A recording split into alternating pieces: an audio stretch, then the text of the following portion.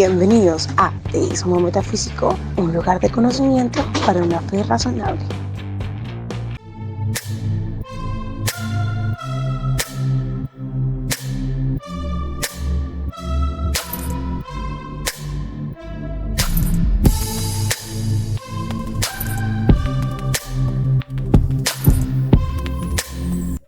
Ahí estamos, Eva. Estamos. Genial. Bueno, ahora sí, formalmente. Sean todos muy bienvenidos en esta ocasión especial. Un nuevo conversatorio acá en Teísmo Metafísico. En esta oportunidad, el tema, el meollo del asunto va a ser hablar acerca del trilema de C.S. Lewis. Jesús, loco, mentiroso o hijo de Dios, en pocas palabras, ¿no? Tenemos a dos grandes invitados. En primer lugar está Zorro 1, Sebastián Papoto. Ya hemos tenido una conversación con él, también acerca del cristianismo, una conversación sumamente interesante que les recomendamos que vayan a verla ya en YouTube. Por otro lado, curiosamente, parece que Seba quedó satisfecho con ese tipo de intercambio que tuvimos y me propuso justamente conversar acerca del trilema de C.S. Lewis, que justamente se mencionó en aquella conversación. Por otro lado, también me va a estar acompañando un amigo, un colega, un apologista de Colombia llamado Joan Contreras. Él tiene su propio espacio llamado Opinión y Pensamiento. Él es director de Fe Razonable, que es el ministerio de William Lane Craig, allá en Colombia. Así que, y dado que C.S. Lewis es un autor relevante intelectualmente para su carrera de apologista, le pedí que me diera una manito, ¿no?, a la hora de abordar las objeciones o las críticas que tiene Seba al respecto. Así que, sin más, quisiera que Seba presente, a menos que quiera decir algo a modo de preámbulo, pero si no, te doy el ok para que compartas el PowerPoint. Vamos ahí. Ahí está. Bueno, Ahí está. arranco yo entonces. Bueno, nada, me presento, soy Sebastián Papoto, soy argentino, informático, tengo una carrera en filosofía que nunca terminé y soy participante asiduo de la Cantina del Ateo y de algún que otro espacio. Tengo un canal de TikTok también ahí, lo tengo medio abandonado. Y sí, ya hemos tenido una conversación sobre la importancia del cristianismo y por las fechas de Pascuas, y el formato me pareció bastante interesante. Yo soy obviamente amateur en todos estos temas, o autodidacta si se quiere, no tengo ninguna especialización. Pero bueno, me parece un tema interesante que se puede abordar de varios puntos. Y bueno, está buenísimo que esté Joan, que está más interiorizado, así que seguramente va a poder dar varias respuestas. Yo, a ver si puedo presentar esto y ponerlo en full screen. A ver, ahí está. Perfecto. Bueno, esperen que se me fue para adelante. Bueno, yo voy a hacer una presentación de cómo yo, a prima facie, cuando me encontré con el trilema de Lewis, mero cristianismo, y también, bueno, hay varios videos que tocan el tema, y me puse a pensar en esta cuestión de cómo juzgar la figura histórica de Jesús. Bueno, yo voy a dar una respuesta desde lo que llamo el principio de ponderación, ¿no?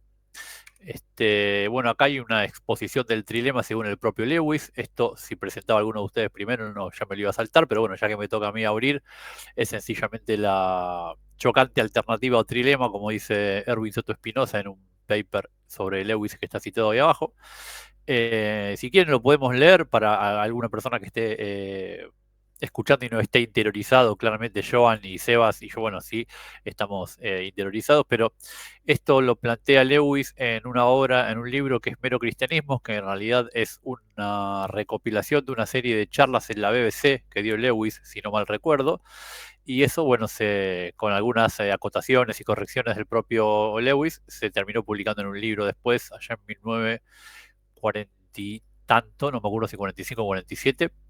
Y en esa conferencia, en esa parte, Lewis lo que nos dice es que, y empiezo a leer, aparece un hombre que va por ahí hablando como si él fuera Dios, sostiene que él perdona los pecados, y todos podemos comprender que un hombre perdone ofensas que le han sido infligidas. Que si vos me haces algo a mí, yo te puedo perdonar, ¿no? Pero Lewis dice, ¿qué tenemos que pensar de un hombre a quien nadie ha ofendido, a quien nadie ha robado nada, que anuncia que él te perdona por haber pisado a otro hombre o por haberle robado a otro hombre su dinero? Necia fatuidad es la descripción más benévola que podríamos hacer de su conducta.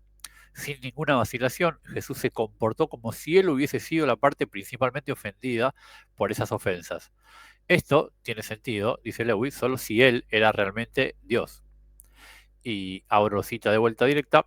Lewis dice, estoy dispuesto a aceptar a Jesús como un gran maestro moral, pero no acepto su afirmación de que era Dios. Esto es una cita que hace Lewis dentro de su propio discurso, ¿no? Está como citando a algún interlocutor hipotético. Entonces Lewis dice, esto es precisamente lo que no debemos decir. Esta idea de que Jesús puede ser un maestro moral, pero no es Dios, para Lewis es inaceptable. Entonces dice, un hombre que fue meramente un hombre y que dijo las cosas que dijo Jesús, no sería un gran maestro moral, sería un lunático, en el mismo nivel de un hombre que dice ser un huevo escalfado. No sé qué es un huevo escalfado, a mí me suena un huevo duro. O si no, sería el Sí, mismísimo sí, demonio. es eso. Ah, es un huevo duro, Es eso. perfecto. Ujú. Ok. O si no, sería el mismísimo demonio. Tienen que escoger. O ese hombre era y es el Hijo de Dios, o era un loco, o algo mucho peor. Ahí, bueno, es más largo el párrafo de Lewis, yo hice algunas acotaciones para no hacerlo tan extenso. Entonces, bueno, yo voy a tomar el trilema de Lewis tal como el propio Lewis lo plantea, ¿no? Voy a jugar totalmente en la cancha de Lewis, porque acá claramente hay un montón de objeciones que se pueden hacer, ¿no? Hay quien dice que en realidad no es un trilema, se agregan más opciones, si Jesús es Legend, le agregan, ¿viste? Eran todos con letras en inglés. Hay quien lo quiere convertir en un cuatrilema, hay quien lo quiere convertir en un quintilema, agregando a que a lo mejor Jesús fue un incomprendido y no podemos saber lo que él dijo cuando afirmó ser Dios. Pero bueno, la cuestión de si es imposible un maestro moral en alguna persona que tiene algún tipo de problema mental. Pero bueno, yo voy a evitar, porque si no se va a hacer muy extenso, y voy a tomar el trilema tal como lo plantea Lewis. Entonces acá me tomé la libertad de formalizarlo un poco para que quede más prolijo, ¿no? Acá lo que se va a estar discutiendo es Jesús creía ser Dios o Jesús afirmó ser Dios. Y honestamente, o sea, efectivamente él pensaba ser Dios, y ahí tenemos tres opciones lógicas. O bien P es verdadera, que voy a llamarlo escenario A1, o bien P es intencionalmente falsa, que voy a llamar intencionario B2, que es lo que Lewis cataloga como fraude, como el mismísimo demonio o como algo peor. Yo me voy a librar de esas denominaciones un poco como ofensivas, porque puede sonar un poco fuerte decir que Jesús era un fraude o algo peor que el mismísimo demonio. Yo voy a decir que en todo caso el escenario B2 es del P es intencionalmente falsa, o sea, Jesús sabe que no es Dios y por alguna intención lo afirma, y la otra es que P es no intencionalmente falsa, lo voy a llamar escenario C3, que es lo que Lewis cataloga como el loco o como el huevo duro. Bueno, acá también hay una serie de cuestiones preliminares que hay que tomar posición antes de ponerse a discutir este trilema. El primero, obviamente, es el de la existencia de Dios. Si Dios no existe o si uno se pone en una posición de ateo negativo, bueno, claramente Jesús no puede ser Dios porque uno no aceptaría a Dios. Yo ahí estuve en la duda hasta último momento si pararme en la presunción de agnosticismo o bien pararme en una asunción de teísmo. A prima facie me voy a parar en una asunción de agnosticismo, es decir, voy a aceptar la probabilidad, mejor dicho, la posibilidad lógica y metafísica de que tal vez exista un Dios. Todavía no está definido, no se sabe. Puede ser que sí, que es posible, también puede ser que no. Porque adoptar cualquiera de las otras dos sería como ya empezar a tomar una posición, ¿no? Yo quiero ser lo más imparcial posible. Después está el problema de la definición de Dios. Yo ahí para ahorrar voy a pensar que como Jesús mismo pensaba, si vamos a la propia narrativa neotestamentaria, Jesús afirmaba ser Yahweh, o sea, el Dios del Antiguo Testamento. Puntual y específicamente ese Dios, no el Dios del teísmo clásico, no el Dios del teísmo neoclásico, no Zeus, no Jesús afirmaba ser un Dios puntual, y ese Dios era Yahweh. Bueno, ahí está el tema de, yo me voy a quedar con simplemente Dios, no me voy a meter con el tema de si era el Hijo o si era la segunda persona, aunque Lewis claramente pensaba que sí, porque como anglicano creo que era trinitario, entonces era la segunda persona, pero quedemos con que Jesús era divino, Dios. Y tercero, claramente, el problema de la existencia de Jesús. Claramente, si uno es un mitista y piensa que Jesús no existió, bueno, no hay nada que discutir. Jesús no dijo nada porque no hubo Jesús. Yo ahí me voy a parar en una posición de Jesús histórico. Afirmo que existió un Jesús de carne y hueso, una persona. Este Jesús de los minimal facts, obviamente menos el tema de la resurrección. Ya voy a explicar por qué más adelante. Y bueno, nada, voy a adelantar para no abrirlo tanto, pero quiero que quede claro que yo no estoy asumiendo a priori ninguna metafísica todavía, no estoy asumiendo el naturalismo, no estoy asumiendo ningún tipo de, ¿cómo decirlo?, ¿no? De sesgo, no me estoy cerrando en el punto de que, o sea, con respecto a lo sobrenatural también me paro en un agnosticismo. Puede ser que exista, puede ser que no. No me paro en ninguna todavía.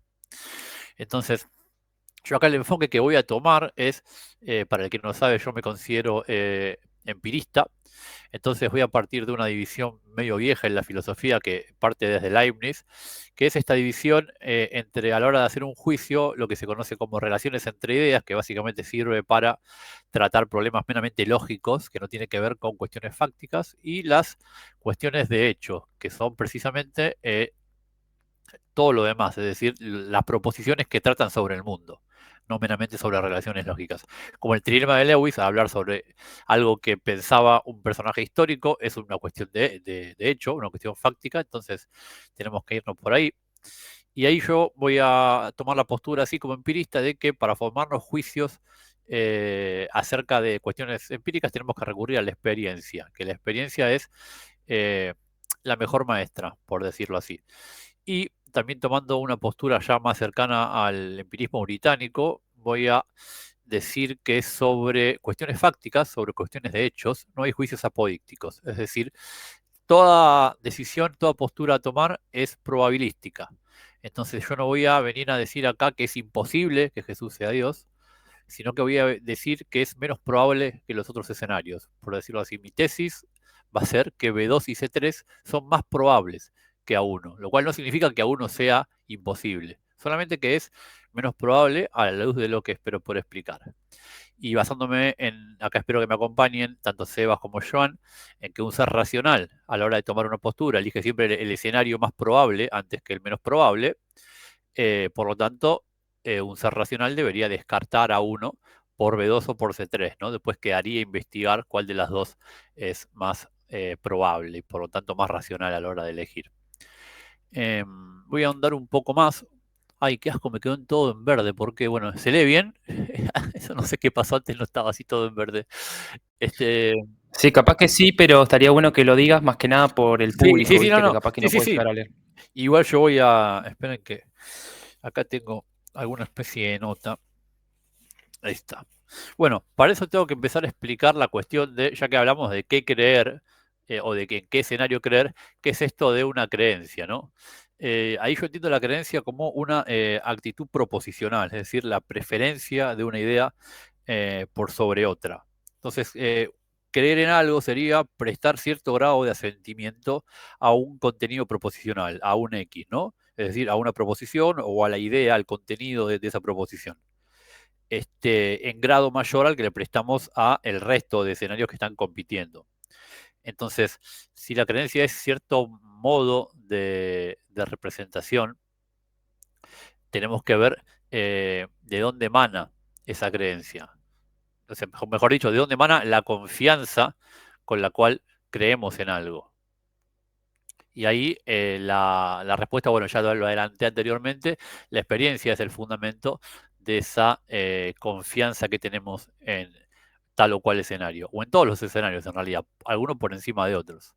Y yo tengo la idea de que no podemos elegir totalmente de forma libre e indeterminada en qué creer. Es la experiencia como el cúmulo de las vivencias que tenemos de una serie de casos análogos a la hora de decidir, ¿no? En este caso, a la hora de decidir cualquier cosa, uno se funda en los casos análogos y similares que ha experimentado, y eso es lo que orienta nuestra predisposición, es decir, nuestras actitudes proposicionales. Esto es casi mecánico, no lo hacemos mediante ningún razonamiento consciente. Por ejemplo, si a ustedes les dejan una carta en el buzón de su casa y yo les doy una serie de opciones, la primera el cartero, la segunda un amigo que les quería dejar una carta, la tercera un perro maestrado, la cuarta un delfín, la quinta un extraterrestre y la séptima un ser interdimensional del universo de Lovecraft. Seguramente si yo les pregunto, ordénenme esta lista de las que ustedes consideran más probable a la que consideran menos probable, Recuerden que sobre cuestiones de hechos no hay imposibles, salvo que rompan el principio de no contradicción, todo es probable. Seguramente las van a ordenar en ese orden, salvo que justo estén esperando la carta de un amigo, entonces quizás el amigo pase a ser la opción más probable. Y ahí no operó ningún razonamiento. Cuando a uno le presentan ese tipo de series, es casi, diría yo, sentido inmediatamente. Opera de una manera tan rápida, tan mecánica, que sentimos ciertas proposiciones, por eso el tema de actitud proposicional, mucho más fiables, mucho más creíbles que otras. Pero bueno, acá me voy a ahondar un poquito, ¿no? Porque acá esto lo saco directamente de Hume. La cuestión de que no alcanza solamente con los casos particulares, con la suma de casos particulares para fundar una confianza sólida. Porque todo caso es experiencia del caso presente, ¿no? Nos proporciona confianza de lo que experimentamos, pero solamente de aquello que experimentamos. Entonces, está esta vieja pregunta de, bueno, yo ayer me comí un pan, ese pan me alimentó, ¿cómo ahora yo tengo otro pan? ¿Cómo sé que ese pan que me alimentó ayer, y el caso de ayer es válido solo para ayer, me va a alimentar hoy? Y la sumatoria de casos adolecería del mismo problema. Entonces hay una especie de, por decirlo así, hábito mental implícito, que voy a llamar hábito, que es la pata que falta para lograr un fundamento sólido. Este proceso subyacente alienta la conclusión, que no se concluye ni de la mera experiencia de un caso, ni de la mera sumatoria de casos particulares, y que más o menos viene a expresar que similares objetos tienen similares propiedades, o sea que los objetos que tuvieron similares efectos en el pasado los van a tener en el futuro, y nos permite hacer una proyección, ¿no? Que objetos con similares propiedades van a tener similares efectos. O a grosso modo que lo que funcionó ayer, de alguna forma, va a funcionar en el futuro de la misma forma y ha funcionado en el pasado de la misma forma. Este proceso mental, el hábito, se logra después, y esto es importante, de una larga serie de experiencias, ¿no? Acerca de un único tipo de caso. Solo después de experimentar experiencias constantes es que logramos una creencia sólida basada precisamente en el hábito. Entonces, los mecanismos para adoptar una creencia son más bien fruto del hábito que de un simple caso de experiencia, o dos o tres, o de un razonamiento puro. Bueno, hasta ahí con esta diapositiva. Entonces, bueno, ahí acá del lado derecho, ¿ven? Tengo resumido. La creencia siempre es porcentual. La creencia emana directamente del grado de confianza que sentimos ante ciertas proposiciones. Ese grado de confianza emana del grado de experiencia que tenemos sobre ese tipo de proposiciones, y la experiencia es determinada por la cantidad de casos más los hábitos. Y se volvió a hacer violeta. Perfecto, mucho mejor. Ahora, presento finalmente el principio de ponderación, que es un principio que dice que un razonador justo siempre adecúa el grado de confianza que tiene en una proposición, o sea, de su creencia, al grado de la evidencia en la que se apoya. Como ya expliqué antes, hábito más casos empíricos. ¿Por qué elijo este principio de ponderación para intentar dilucidar con qué escenario me voy a quedar en el caso de Jesús y en cualquier otro caso también? Porque me parece que es altamente universal, altamente operativo y altamente necesario en cuanto no se puede prescindir de él para nuestro juicio, ¿no? Uno podría estar dando un montón de ejemplos, pero si ahora nos agarra sed, vamos a ir a nuestra heladera a buscar una botella de Coca-Cola. ¿Qué nos asegura que la botella de Coca-Cola sigue estando ahí? Bueno, que hasta ahora siempre que hemos dejado cosas en nuestra heladera, salvo que haya alguna otra experiencia que la contradiga, las cosas se quedan donde las dejamos. Y lo mismo nos asegura, por eso tenemos confianza en el que el sol va a salir mañana, y siempre que está nublado salimos con un paraguas. Y por más que algunos días que puede llegar a llover con sol, pero si yo un día hace un sol radiante, no me llevo paraguas y justo llueve después, si al otro día vuelve a hacer un sol radiante, yo voy a salir sin paraguas de vuelta. Porque justamente el hábito, fundado en una larga serie de casos, siempre tiene más peso que los casos puntuales. Y esto no nos sucede mucho, siempre que, por lo general, obramos así. Incluso yo creo que desde siempre, ¿no? Me imagino hasta los seres humanos antiguos, cuando veían caer un rayo, se tapaban los oídos aunque no sabían la relación causal entre el rayo y el trueno, pero por experiencia sabían, cuando veían moverse un yuyo, corrían hacia las cuevas, porque por experiencia sabían que por lo general salía algo de ahí, algún depredador. Entonces, eh, bueno, está la tercera línea, ¿no? Ponderamos constantemente, y esta ponderación que hacemos casi mecánica, esto es lo que nos limita, ¿no? Yo, por ejemplo, no soy libre de creer, ahora por pura voluntad, yo no puedo creer que los centauros existen. Yo necesariamente, si alguien me dice tengo un centauro en mi garage en vez del dragón de Sagan, automáticamente no me vaya ningún razonamiento. Yo tiendo a darle muy poco valor, muy poca confianza a ese tipo de proposición. Porque mi experiencia ya me dice que ese tipo de escenarios es muy, muy poco probable, fundado en todo lo que yo sé del mundo. Entonces, aplicando finalmente este principio de ponderación al trilema de Lewis, encontramos que tenemos un hábito fuertemente respaldado sobre escenarios del tipo B2, es decir, tenemos hábitos sobre fraudes, estafadores, mentirosos, sobre gente intencionalmente equivocada, por un lado, y también tenemos un hábito bastante pesado por cantidad de casos, de escenarios C3, es decir, de personas que tienen alguna disfunción mental o que están honestamente equivocadas. Mientras que por el otro lado no tenemos hábito alguno de escenarios del tipo A1. No estamos habituados a ver hombres dioses o dioses encarnados, me arriesgo a decir. Yo, por ejemplo, siendo honesto, sin considerar el caso de Jesús, que es el que estamos evaluando, no solo no tenemos hábitos, sino que yo diría no tenemos ni siquiera un solo caso empírico en el cual pudiéramos empezar a extraer grado de confianza para tomarse en serio la proposición del escenario A1. Entonces, la ponderación nos arroja un grado de fuerza muy débil para creer en A1, siempre más débil que para creer en B2 o para creer en C3. Incluso esto no cambia, por eso dije que estuve dudoso entre si a pararme en una asunción de teísmo, porque incluso aceptando que el dios del teísmo clásico existe o que el dios Yahweh es verdadero, incluso así, yo sigo, en mi experiencia, que toda la experiencia que yo tuve del pasado y todo el conocimiento que yo tengo del presente no cambia en relación a los casos. Así todo sigue siendo cierto, que tengo cero experiencia y cero hábito de hombres dioses. Y bueno, hay como un bonus, dado que los otros dos escenarios se fundan en realidades bien conocidas, por decirlo así, la locura, el error o la mentira son fenómenos que me brindan una comprensión acerca del hecho de que una persona afirme ser Dios mucho más amplia que la comprensión del fenómeno que me brinda aceptar que esa persona dijo que era Dios porque era Dios. Porque yo de Dios precisamente no tengo ninguna experiencia, entonces estoy intentando explicar una proposición por un concepto o una realidad que me es totalmente desconocida. Entonces estoy siguiendo a Aristóteles, que él dice que la explicación es ir de lo conocido a lo desconocido, por decirlo así. Yo no clarifico, no es que lo desconocido te lo clarifico por algo conocido. Para explicar esa proposición, apelo a algo que es incluso todavía más desconocido. Y acá tengo que sumar un último punto, que lo quiero aclarar bien porque no me estoy refiriendo a las leyes científicas.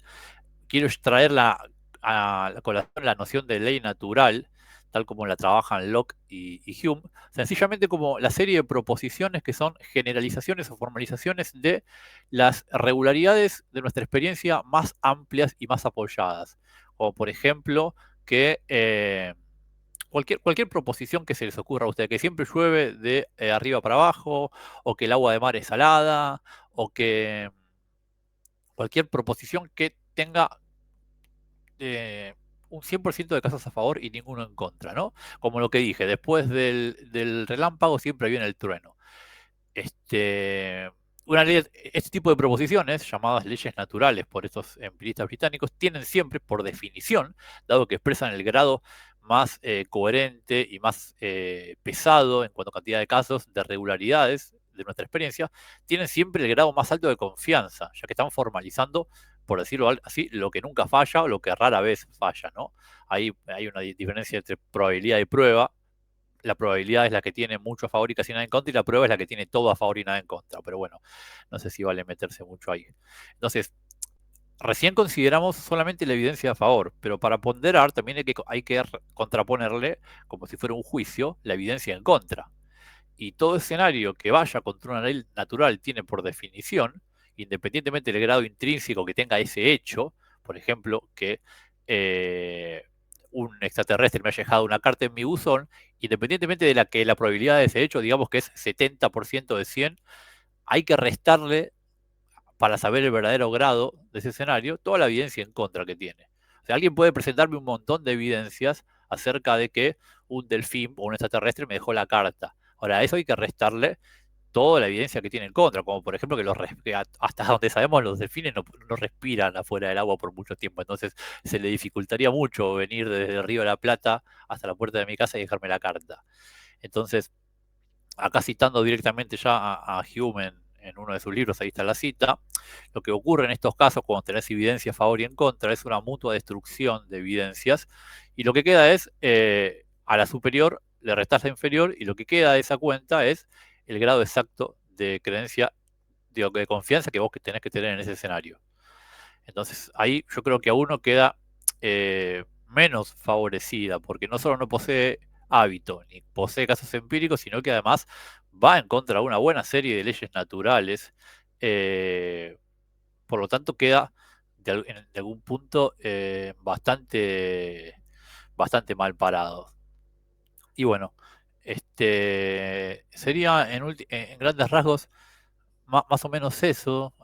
Bueno, ahí hay una consideración, no sé exactamente qué van a exponer ustedes, pero yo viendo defensas de apologetas importantes sobre este tema, noto que las defensas que intentan hacer se apoyan de alguna manera en el principio de ponderación, porque justamente las estrategias que yo veo es intentar demostrar, mediante análisis hermenéutico de citas bíblicas, o mediante utilizando la historia, utilizando la psicología, utilizando alguna ciencia, la improbabilidad de los escenarios B2 y C3, ¿no? Es altamente improbable que Jesús haya sido un demente, es altamente improbable que Jesús haya sido un estafador, y para esto se presentan argumentos diversos. El punto es que, bien usado el principio de ponderación, por más improbable que yo pueda conceder que Jesús sea un loco o que Jesús sea un demente, siempre va a ser más probable, por lo que acabo de explicar recién, porque no tiene en contra ninguna ley natural y porque tengo mucho más casos de las otras dos que los escenarios B2 y C3. Entonces, eso sería un poco la exposición. No sé si cuánto tiempo me queda. Si tengo 3 minutos más, presento un contraejemplo que tengo para intentar mostrarles cómo no tengo ningún tipo de saña ni de sesgo, sino que es la manera general en la que yo razono, ¿no? Acá, este es un cuadro simplemente de clasificación de cuestiones de hechos, donde queda claro la diferencia entre cosas que son lógicamente posibles, cosas... Ahí está cuando digo factualmente posible, me refiero precisamente a aquello que no tiene en contra leyes naturales. Y por último, lo probable o más probable, que no solo es lo lógicamente posible, no solo no contradice ninguna generalidad muy fuerte acerca del mundo, fundada en nuestra experiencia, y sino que además tiene un cuerpo de evidencia específico que nos lleva a elegir ese escenario descartando el resto. Por ejemplo, que San Martín cruzó los Andes, eso sería algo muy probable, que los rusos ganaron la batalla de Stalingrado, eso también, que Biden le ganó a Trump. Después, cosas factualmente posibles que no contradicen generalidades. Bueno, que mi mamá fue presidente, eso no contradice ninguna ley natural. Lo que sucede es que no tiene nada de evidencia a favor. Que Franco perdió la guerra civil, eso tampoco contradeciría. Pasa que no tiene nada de evidencia a favor, la evidencia histórica te apunta para el otro lado. Y después, a Jesús fue Dios.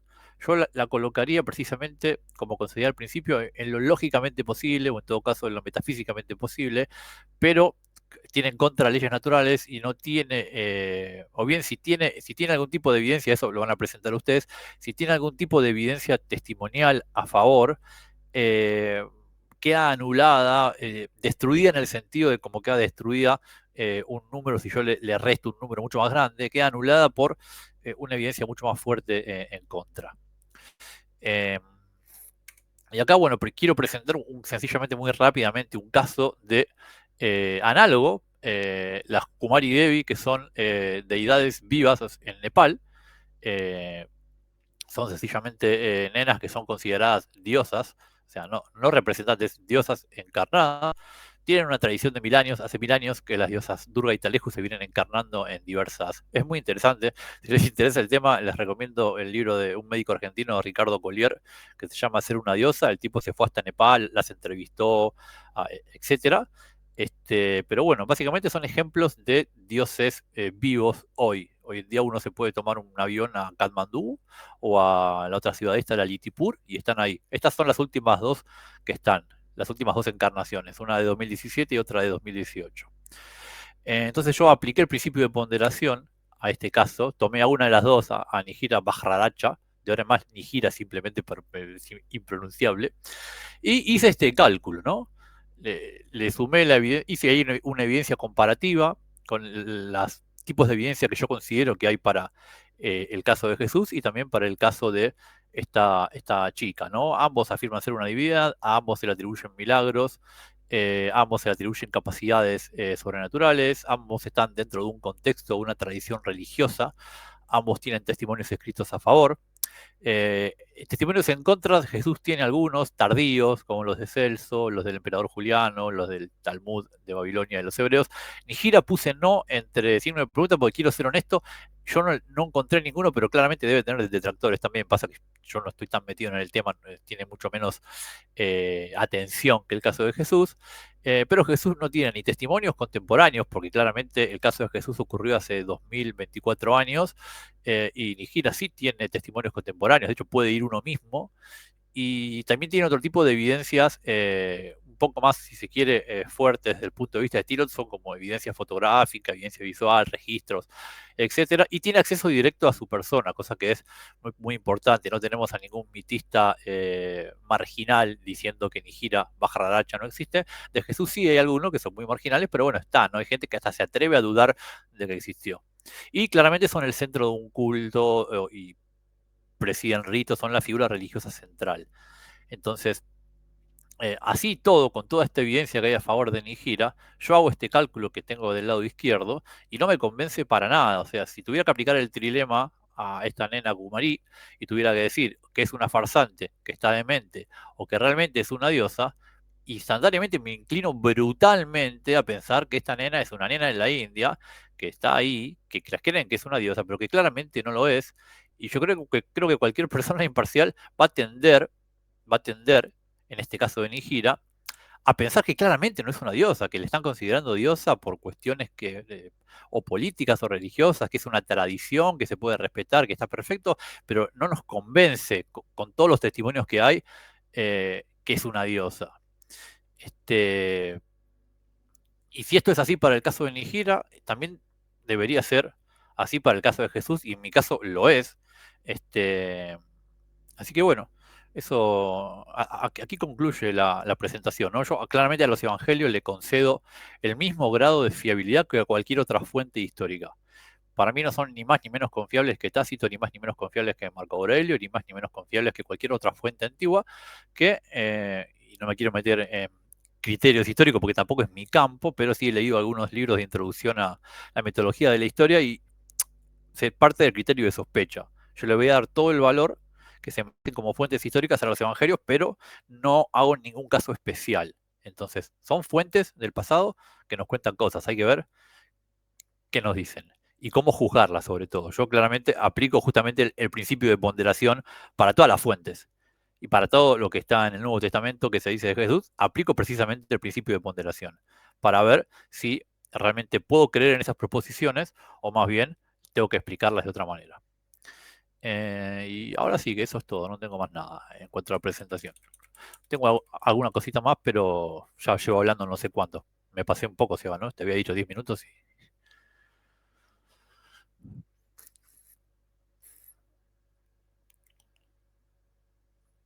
Ahí. Perfecto. ¿Están ahí? ¿Ustedes? Sí, sí, Ah, sí, perdón. estamos acá. Como no hablaban y estaban tan quietos, digo, no veía que se congeló y estoy hablando acá como un nado hace media hora. No, no, no, no, porque estaba queriendo sacar la presentación para ya empezar a interactuar. Joan, no sé si querés arrancar vos, querés que arranque yo, vos decime. Si quieres le doy yo. Dale, dale, dale, tranquilo. Vale. Bueno, en primer lugar, pues saludar a la comunidad de ustedes. Es la primera vez que estoy en un live como en TikTok, así que gracias por el espacio. En efecto, tomé apunte de lo que dice. ¿Te digo Zorro o te digo Sebas? ¿Cómo quieres que te diga? Como quieras, la verdad que en los debates y todo me dicen zorro, pero en el resto de mi vida me dicen Seba, como te sea más cómodo, Joan. Seba. Zorro, Seba. Seba. Listo, Dale. listo, listo. Sí, Muy bien. o si querés zorro para diferenciarme del otro Seba. Sí, lo que pasa es que zorro no quiero que suene como a que alguien lo saque de contexto o algo así, pero bueno. Ah, bueno, dale Seba entonces. Seba, bueno, me parece bastante interesante la forma en que Seba lo ha presentado. Yo he observado algunas ponencias contrarias acerca del trilema de Lewis, teniendo en cuenta que el trilema de Lewis únicamente se formula al final, precisamente, del capítulo que Seba había comentado del mero cristianismo. Sin embargo, me gustaría también comentar que en el segundo capítulo, si mal no estoy, del espejismo de Dios de Richard Dawkins, Dawkins, de hecho, trata de forzar una cuarta opción respecto a que Jesús podría estar honestamente equivocado respecto a su propia naturaleza. Sin embargo, el problema de una cuarta consideración al trilema de Lewis implica el hecho de que omite que este es un argumento que Lewis construye con base en antecedente para luego afirmar el consecuente. ¿De acuerdo? Lo que quiere decir que en este sentido el argumento se cae o se mantiene y mínimo, creo que en esto vamos a estar de acuerdo con Seba, es que la plausibilidad del argumento en efecto implicaría su mayor ponderación si tenemos mayor cantidad de grados de confianza epistémica acerca de la evaluación que hacemos respecto a la evidencia.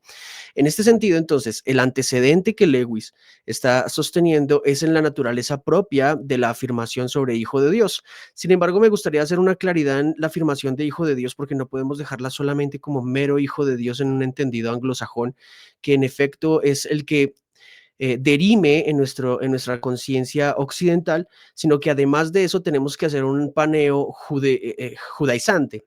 Cuando Jesús, y en el sentido bíblico, cuando se habla del Hijo de Dios, se habla de una autocomprensión de Jesús que está dividida principalmente en el hecho de que Jesús reiteradamente usa figuras teológicas que para los judaizantes presentes eran bastante recurrentes. En este sentido, hijo de Dios, cualquiera podría decir que es un hijo de Dios. Por ejemplo, un loco podría decir que es el hijo de Dios, como bien se ha visto en algunos casos en sectas cercanas, pero no vamos a encontrar que de hecho la figura del Hijo del Hombre, que es la favorita de Jesús, citada por más de 57 veces por parte de Jesús, sea principalmente una igual que podamos ponderar a los casos que tengamos actualmente. Por lo cual la diferenciación teológica y judaizante que se debe hacer acerca del término tiene que ser precisa en ese sentido. Entonces, cuando hablamos de hijo de Dios, acumulamos la autocomprensión de Jesús de que él se creía a sí mismo y se autocomprendía como hijo de Dios, como el Mesías, como el Cristo, y finalmente como el Hijo del Hombre, que es la figura teológica favorita de Jesús. Favorita en el sentido de que hacía precisamente una retoma y una reseña y podríamos decir, una citación de los textos rabínicos y los textos de la Torá judía. Por lo tanto, cuando hablamos de hijo de Dios, no solo podemos, para que hagamos la claridad, que el caso tiene que solamente quedarse en el hecho de hijo de Dios. Cualquiera podría llamarse hijo de Dios. De hecho, los cristianos aseguramos que somos hijos de Dios, pero eso no nos pone en la figura teológica, por ejemplo, de hijo de hombre. Eso es supremamente importante mencionarlo. Entonces, en este caso, como bien lo explicaba Seba, tenemos que tener un grado epistémico de seguridad, pero Lewis lo que hace es que si aseguramos y afirmamos el antecedente mediante ese grado epistémico que aumenta nuestro grado de confianza, seguramente la probabilidad de que este escenario A1, corrígeme si lo digo bien, tú creo que lo clasificaste en A1 en ser hijo de Dios. Sí, es correcto. Ok, en este grado de A1 efectivamente sería lógicamente posible y el trilema recurriría directamente a esto. En efecto, por ejemplo, me parece bastante interesante que Seba haya mencionado el hecho de que la cantidad de casos acumulativos que tenemos en el escenario B2 y C3 son muy, muy amplios. El problema diferencial entre Jesús son varios. El primero que yo encuentro acerca de esos casos que se pueden acumular a favor del escenario B2 y C3 tiene que ver con el hecho de que el contexto influye mucho. Uno. Dos, el simbolismo cultural es importantísimo, que en efecto recae en una interpretación teológica más cercana de las palabras que quería o que trataba de mencionar Jesús acerca, por ejemplo, del título del Hijo del Hombre. Y en tercer lugar, que en efecto podríamos diferenciar psicológicamente hablando que la afirmación de Hijo de Hombre o Hijo de Dios de Jesús es teológicamente diferencial a la afirmación de Hijo de Dios de un sectario de hoy. Por ejemplo, si yo mismo me presentara ante ustedes como el Hijo de Dios, el Cristo, el Hijo del Hombre, tendríamos que, en efecto, contextualizarnos en qué sentido estamos hablando teológicamente. Por esa razón, creo que la autocomprensión teológica de Jesús y en el caso histórico tendría mucha más preponderancia acerca de la evidencia a favor de que Jesús tendría mucha más coherencia epistémica en cuanto a la cantidad de confianza razonable que tendríamos acerca de la provisión teológica del contexto del Hijo de Dios. En segundo lugar, que obviamente tendríamos que reforzar el antecedente para afirmar el consecuente respecto a la cantidad, no solamente del testimonio extrabíblico, que no sería solamente la confiabilidad de los evangelios, sino que además la calidad del dato mismo. Por ejemplo, citando uno de los varios criterios históricos acerca de estas situaciones, podríamos citar el de diversidad. Para hablar de Hijo de Dios, Cristo, Hijo de Hombre, en efecto, per se, bueno, y de facto, obviamente, de resultado sería la resurrección de entre los muertos, es una enseñanza radicalmente diferente a la cultura rabínica de la época. Por lo tanto, se hace mucho más lógico pensar el hecho de que eh, Jesús, en efecto, estaba teniendo cultural, teológica y lógicamente, digamos, lógicamente hablando, un discurso disruptivo a la cultura del momento. Por lo tanto, en efecto, el criterio de diversidad se podría aplicar en este sentido.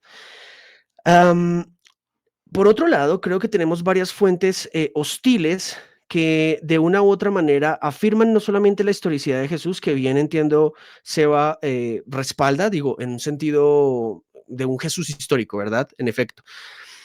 Las fuentes hostiles, en todo caso, que no son plenamente fuentes cristianas o creyentes en este sentido, y aparte de eso, las fuentes extrabíblicas que pueda que no tomen partido a eso, tendríamos entonces las otras fuentes que son las fuentes hostiles, por ejemplo, el mismo Talmud y otros relatos, por ejemplo, que tenemos aparte de estos.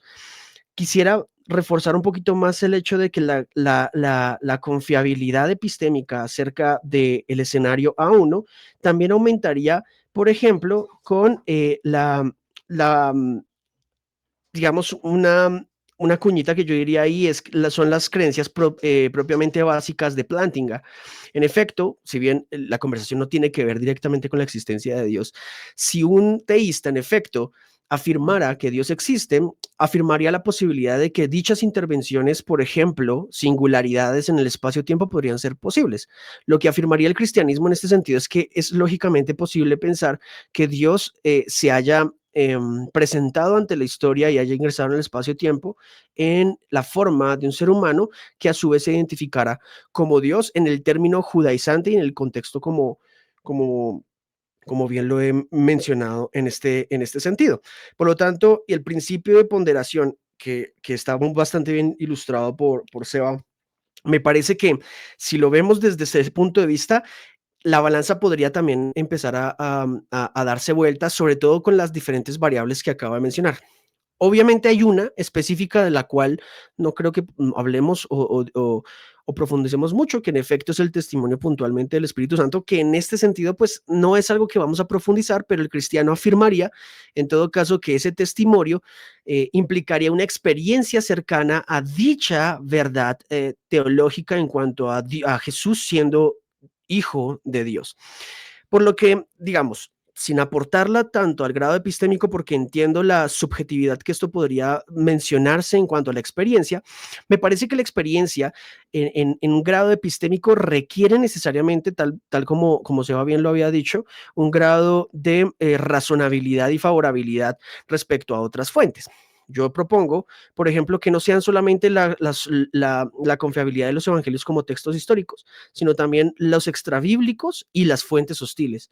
Por lo que argumentaríamos en efecto que epistémicamente la creencia final acerca de que Dios se materializó en Jesús y por lo tanto es hijo de Dios y Dios mismo es lógicamente posible cuando dividimos la balanza en las diferentes vertientes que acabo de mencionar. Para finalizar, simplemente me gustaría de pronto, pues no sé si hablé muy rápido, me disculpan, es que cuando tengo la idea me gusta entregarla lo más pura posible. me gustaría agregar que en efecto, y creo que Seba ha mencionado algo bien interesante desde el principio, y es el mismo problema que tiene Paula Fredriksen, o mínimo la misma objeción que tendría Fredriksen en el efecto de que el problema, digamos, está en el credo respecto a la resurrección, que en efecto, si Jesús no resucita entre los muertos, no existe tal cuestión como cristianismo en palabras de Pablo, el apóstol. Pero Paula Fredriksen menciona lo siguiente, y si ustedes me lo permiten, pues me gustaría directamente citarla a ella en su trabajo, porque creo que aporta bastante a la perspectiva. Paula Fredriksen dice lo siguiente: sé que en sus propios términos lo que vieron fue a Jesús resucitado. Eso es lo que dicen. Y luego toda la evidencia histórica posterior que tenemos da testimonio de su convicción de que eso es lo que vieron. No estoy diciendo que realmente vieron a Jesús resucitado. Yo no estaba allí, dice ella. O sea, hace un aporte respecto a su digamos, precaria evidencia empírica de alguna manera. Yo no sé lo que ellos vieron, pero sí sé como historiadora que deben haber visto algo. Recordemos que Paula Fredriksen habla en términos desde el escepticismo histórico, de hecho, de la duda que plantea al respecto.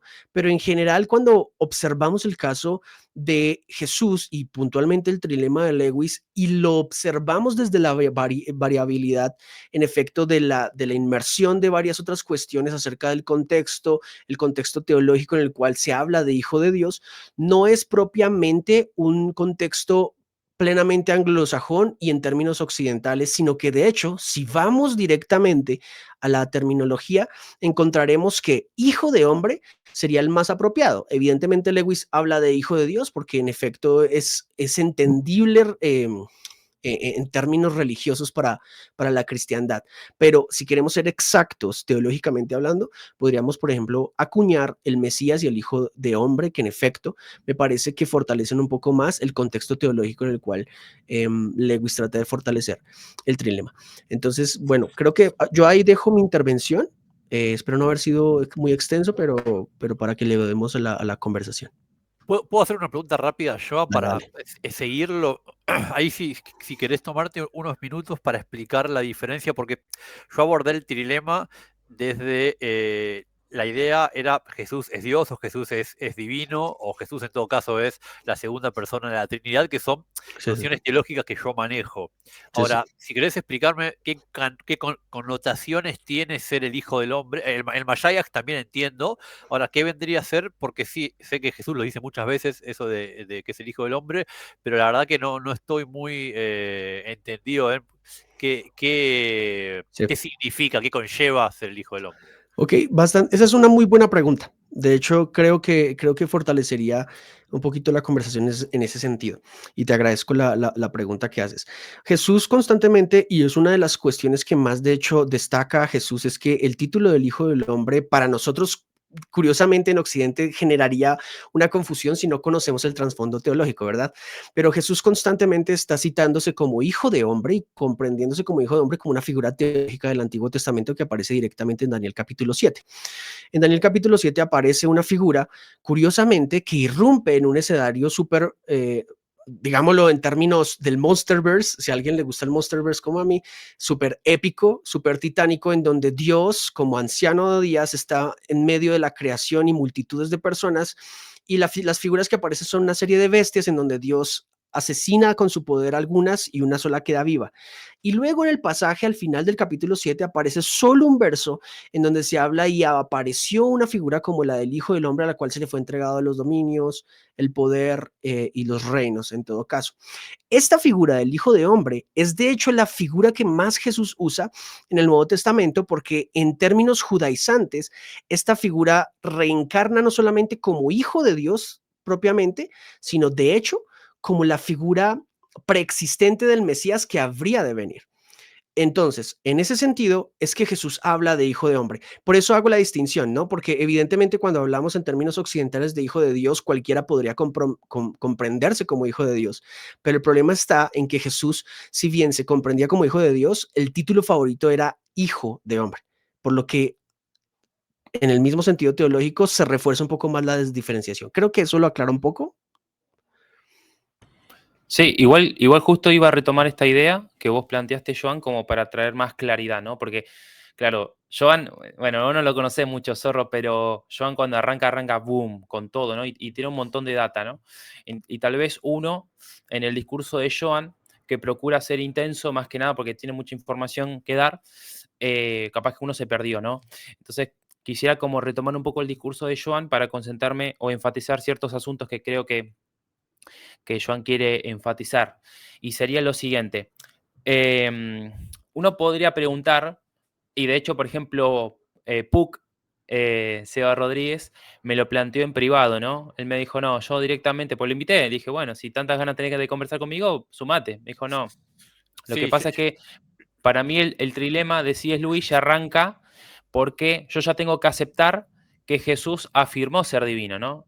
De hecho, la forma en la que yo actualmente presento el trilema de C.S. Lewis sería bajo dos suposiciones. En primer lugar, suponiendo que, uno, Jesús es un personaje de la historia, y dos, suponiendo que Jesús como personaje de la historia afirmó ser divino, y acá es donde se da el trilema. Hay tres opciones.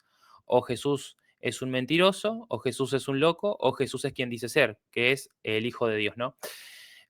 Bueno, pero supongamos que uno quiere como justificar un poco este asunto, ¿no? De Jesús afirmó ser divino. Entonces, acá hay dos grandes tácticas, digamos, para probar que Jesús afirmó ser divino. Una forma sería de forma explícita, y la forma explícita por excelencia sería apelar a los títulos cristológicos que Jesús aplica sobre sí mismo, ¿no? Que sería, por ejemplo, el título Mesías, el título Hijo de Dios, y acá es donde Joan enfatiza el tercer título que vendría a ser el Hijo del Hombre. Lo curioso de este título, El Hijo del Hombre, es, bueno, son varias cosas.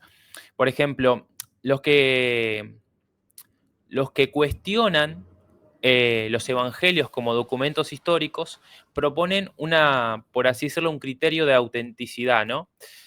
Aunque dicho con más rigor, en realidad más que criterio de autenticidad tendríamos que hablar de indicaciones de autenticidad, o dicho de otra forma, señales de credibilidad. Por ejemplo, una de esas indicaciones o señales de credibilidad sería lo que Joan mencionó, que es el asunto de diferencia. ¿Qué significa eso de diferencia? ¿No? Como que no te dice nada la frase. Pero lo que significa es lo siguiente.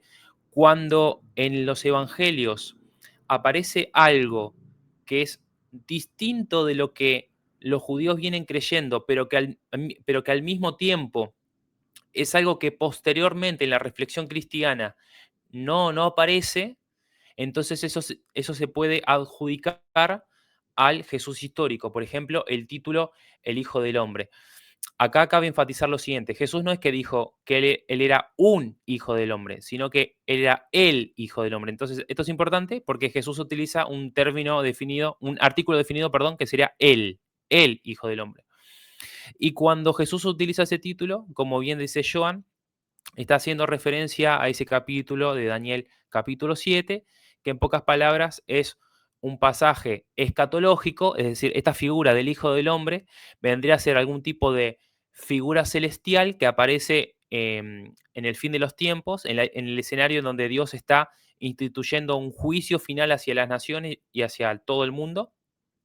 Y a esta figura celestial se le otorga eh, el reino, la gloria, la honra. Entonces, desde la perspectiva del Antiguo Testamento vendría a ser algún tipo de anomalía, ¿no?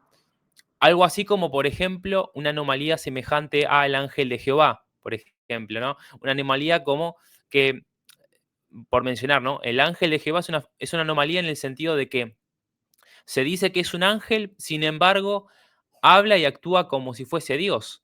Entonces, desde la perspectiva del Antiguo Testamento sería una anomalía. Claro, nosotros que apelamos que el Nuevo Testamento es la revelación que continúa el Antiguo Testamento, nosotros podríamos alegar, pero ese es Jesús preencarnado, diríamos nosotros desde nuestra perspectiva, ¿no? Ya más trinitaria.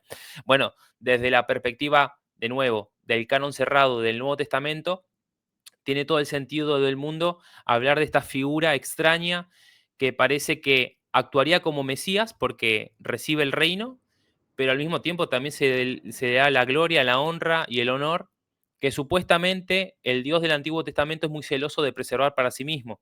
Entonces, cuando Jesús utiliza el título El Hijo del Hombre autorreferencialmente, ahí no cabe duda de que Jesús está alegando divinidad. Ese es el punto. Esa es la insistencia de Joan en cuanto a este título del Hijo del Hombre, que por un lado cumple con esta indicación de autenticidad o credibilidad, y por otro lado ofrece un reclamo radical de parte de Jesús. Es decir, por supuesto, en el siglo I había muchas personas que pretendían ser el Mesías.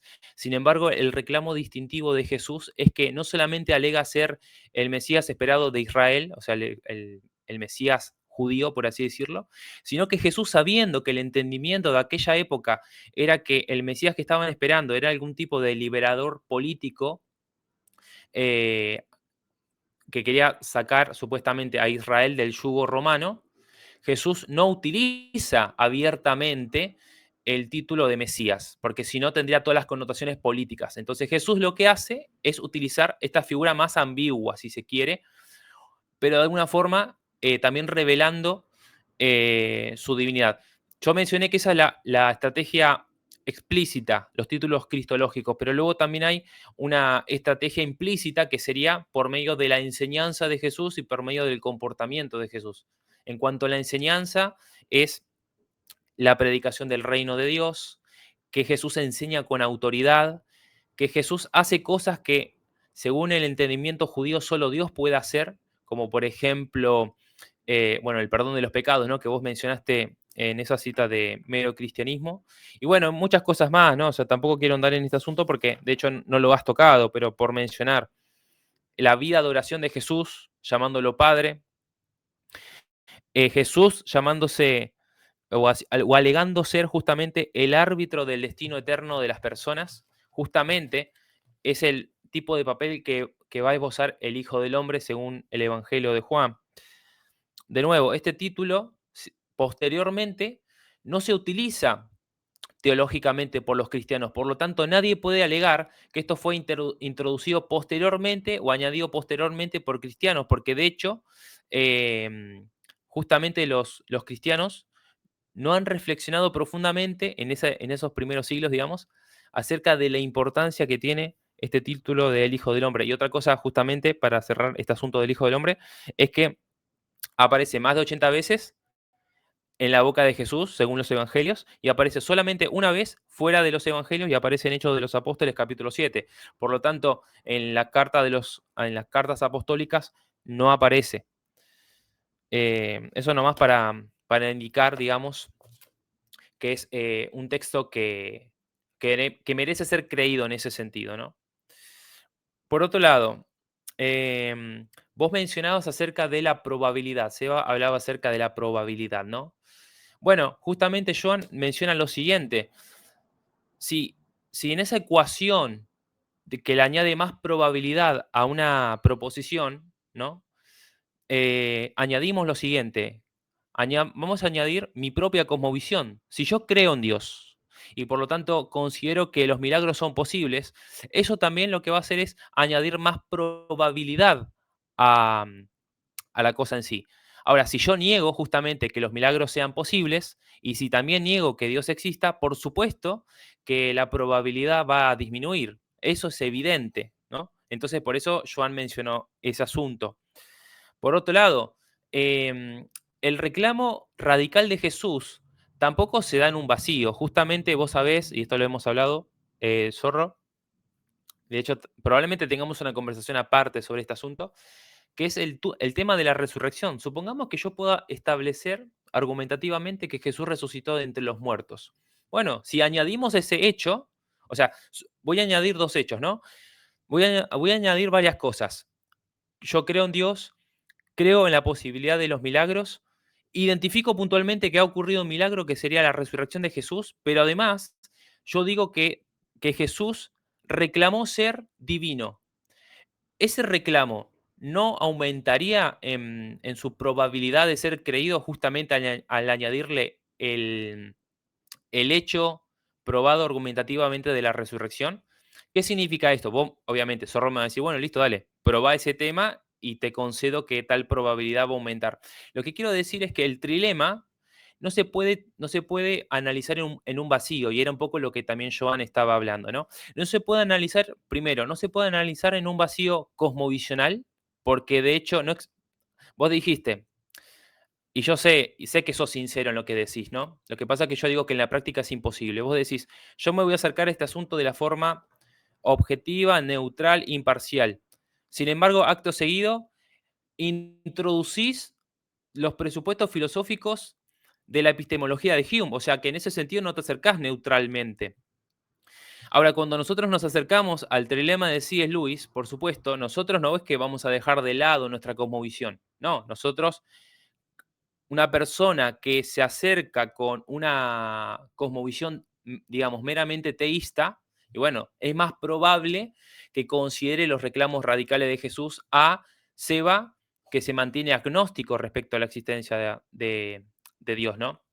Entonces, primero, tu cosmovisión sí va a influir en la probabilidad mayor o menor de los reclamos de Jesús. Pero en segundo lugar, está el asunto de que los reclamos radicales de Jesús se tienen que analizar en su propio contexto. Vos mencionaste al final de tu diapositiva a una niña que es adorada o reconocida o homenajeada o respetada como si fuese una diosa.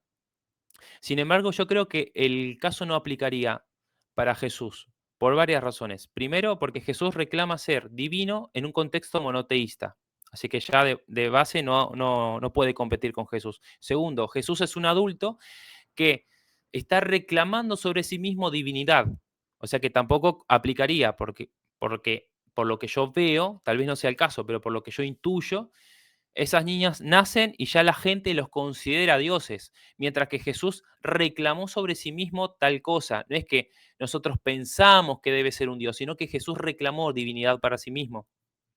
Después, en tercer lugar, y esto para mí es re evidente, vos pusiste un cuadrito y básicamente en las partes que pusiste no de Jesús tienen que ver con con la condición de que Jesús esté en este momento. Sí, por supuesto, si Jesús existiera en este momento, podría ser fotografiado y podríamos tener acceso directo a su persona.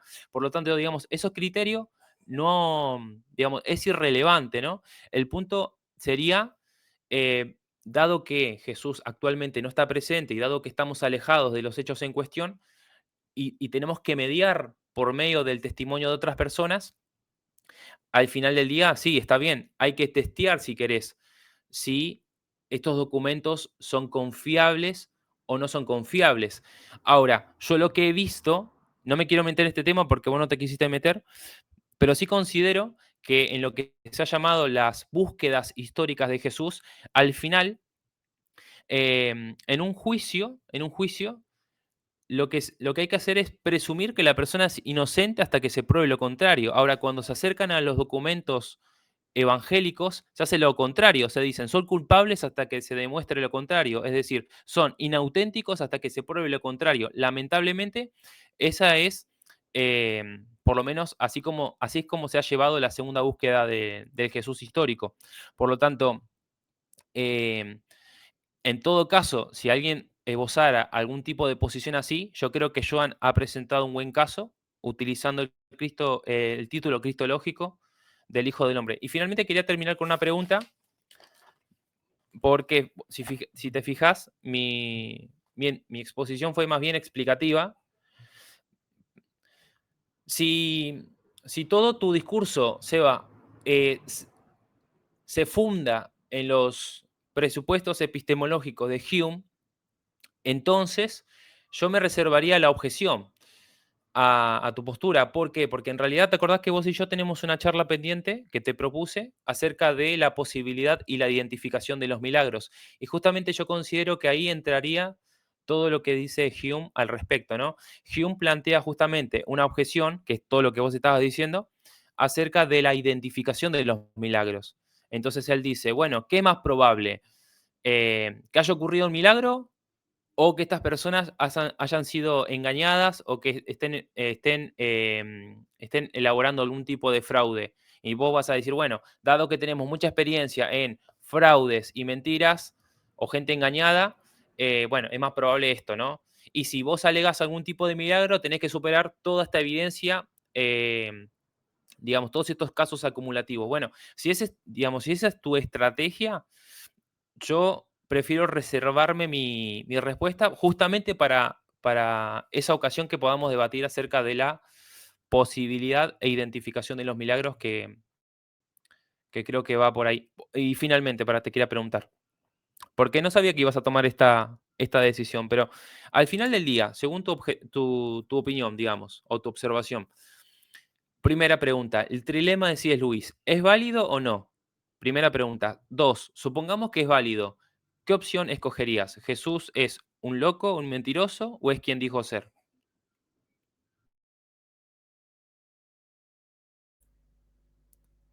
Ok, voy yo, sí, por orden sí, ¿no? Bueno, a ver, voy a empezar de atrás para adelante, o sea, de lo último que dijiste hasta lo primero porque queda más fresco. Yo creo que el trilema de Lewis sí es válido, es decir, me parece que más allá de que haya otros autores que hayan presentado un cuatrilema o lo que dijo Richard Dawkins, no estoy de acuerdo, Dawkins es un buen biólogo pero muy mal filósofo, debería dedicarse a lo suyo que es la biología. Bueno, oye, pero eres de los únicos que te escucho eso. Se nota que eres bastante objetivo. Eres de los Pésimo, pocos es que te escucho pésimo eso. como filósofo, pésimo. Bien, Después de lo bien. que dijo de las 5 vidas, debería llamarse a silencio por el resto de su vida hasta que no salga un doctorado en filosofía. Pero bueno, es a veces lo que pasa con estos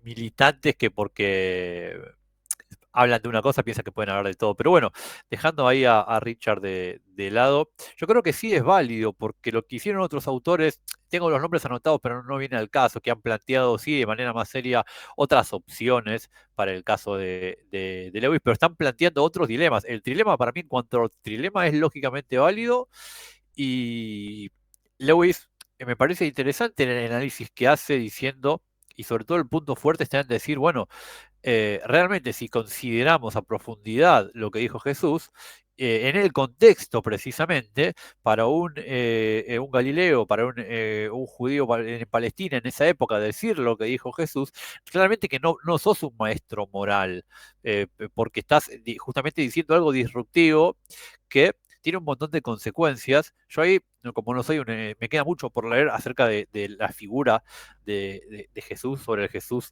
teológico, por decirlo así. No sé si afirmó o no afirmó ser el Mesías. Si llegó a afirmar ser el Mesías, creo que en algunos pasajes usa la palabra. Claro, eso tenía una importancia, un contexto enorme. Eso se lo escuchaba decir algún centurión romano y tenía un problema porque ser el Mesías implicaba un montón de cosas. Así que yo creo que sí, el problema es válido. Por eso no opté por marcar ningún tipo de. Creo que se lo puede tomar, o sea, se le pueden oponer cosas, pero creo que en sí mismo es válido, ¿no? Como una herramienta que funciona, pero si querés le puedes agregar más cosas. Y después yo, justamente, como no soy un especialista y no indagué en la figura de Jesús, ni tampoco soy psicólogo, ni tampoco soy historiador, no me arriesgaría, desde ahí creo que soy bastante humilde, no me arriesgaría a inclinarme seriamente por decir que fue un demente, que tuvo como esa hipótesis que a veces anda dando vuelta por ahí, de que Saulo de Tarso era epiléptico, no sé eso, con base en qué lo afirman, hacen un diagnóstico a 2000 años de distancia. O sea, yo no me arriesgaría a decir ni que es un demente o una persona similar a la que es un huevo escalfado. Creo que ahí Lewis hace un poco de apologética, ¿no? Le exagera, sabiendo la importancia histórica de la figura de Jesús, ¿no? Tener que decir que si Jesús es un loco igual a una persona que se creó un huevo o que es alguien peor que el mismísimo demonio, bueno, si vivís en Europa en la época de Lewis, casi que te obliga a decir por moral que no, que claramente es el Hijo de Dios. Pero yo sin irme a extremismo, yo sí lo que sé es que descartaría la opción A1 porque es contraria a mi experiencia precisamente. Para mí, o sea, yo dudo, si imaginas ese diagnóstico, dudo, fundándome en mi experiencia, de que algo así como el Hijo del Hombre, es decir, este Mesías preexistente que aparece en Daniel 7, sea una realidad y no. O sea, tendría que aplicar el principio de ponderación a esa figura y ver si lo que se está hablando ahí es de un mito, de un simbolismo o de algo fáctico real. Y claramente, en cuanto a mi experiencia en el mundo, yo esa figura tan oscura no tengo ninguna experiencia, casi que me costaría mucho trabajo entender a qué se está refiriendo. Entonces, pero sí se resolvería claramente en términos naturalistas. Además, viste, el término de locura es muy peyorativo. Yo creo que es muy posible que Jesús haya pensado tener una misión especial, ya se haya considerado alguna figura divina sin padecer de ningún tipo de discapacidad mental, por decirlo así.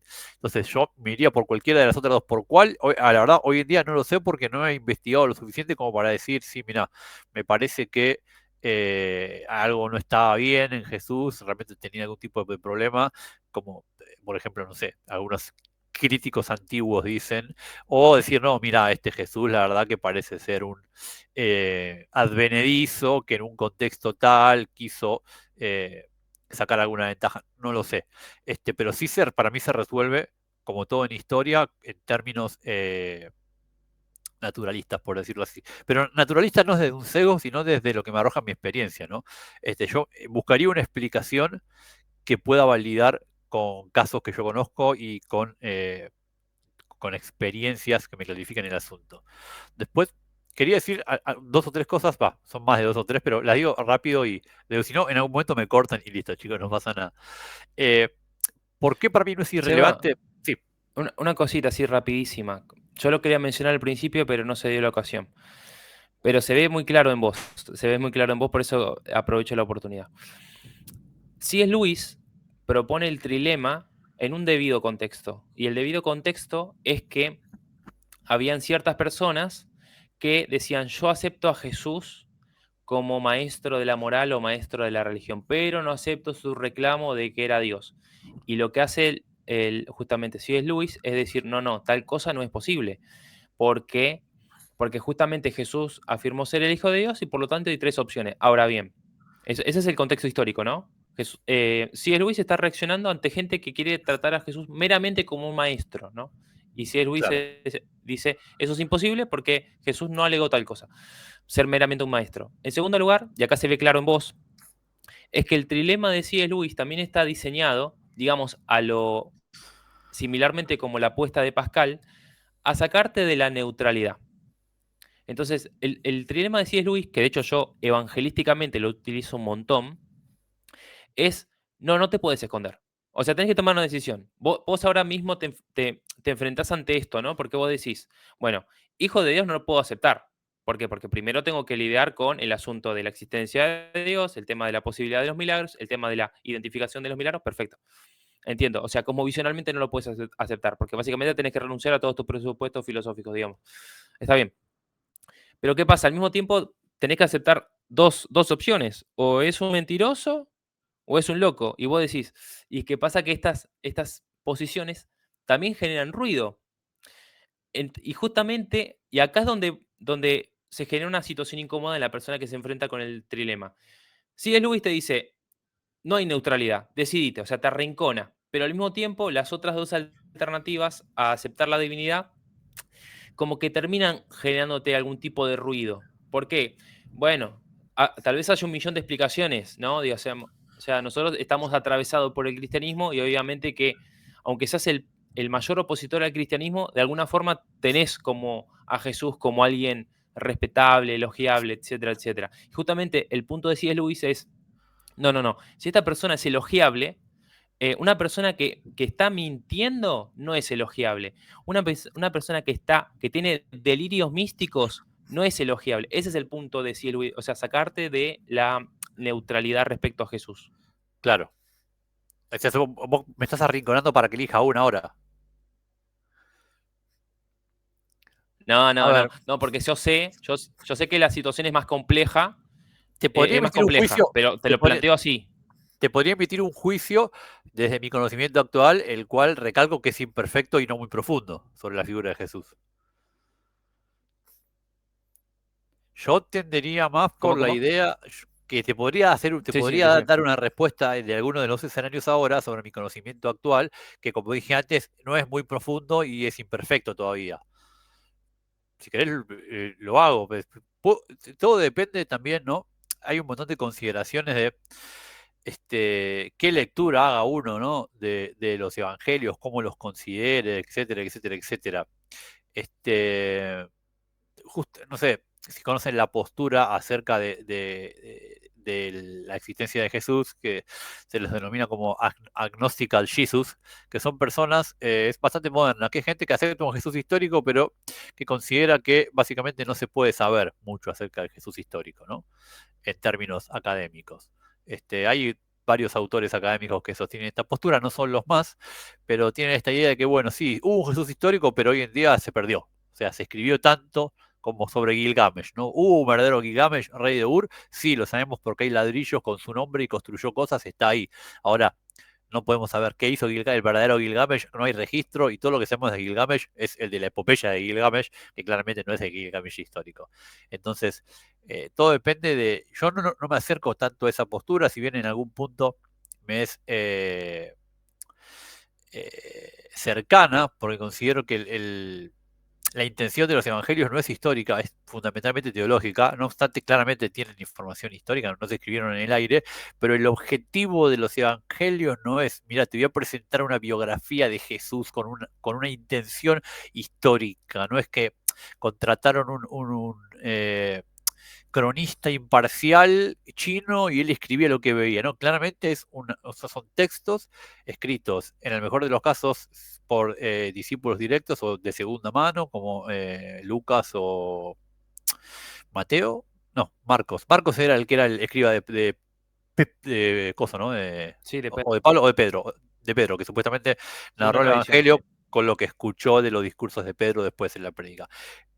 O en el peor de los casos, son textos anónimos escritos en el primer siglo. No sabemos por quién, no sabemos más o menos dónde, si le creemos a la academia. Entonces, ahí hay que ver qué construcción se hace de Jesús.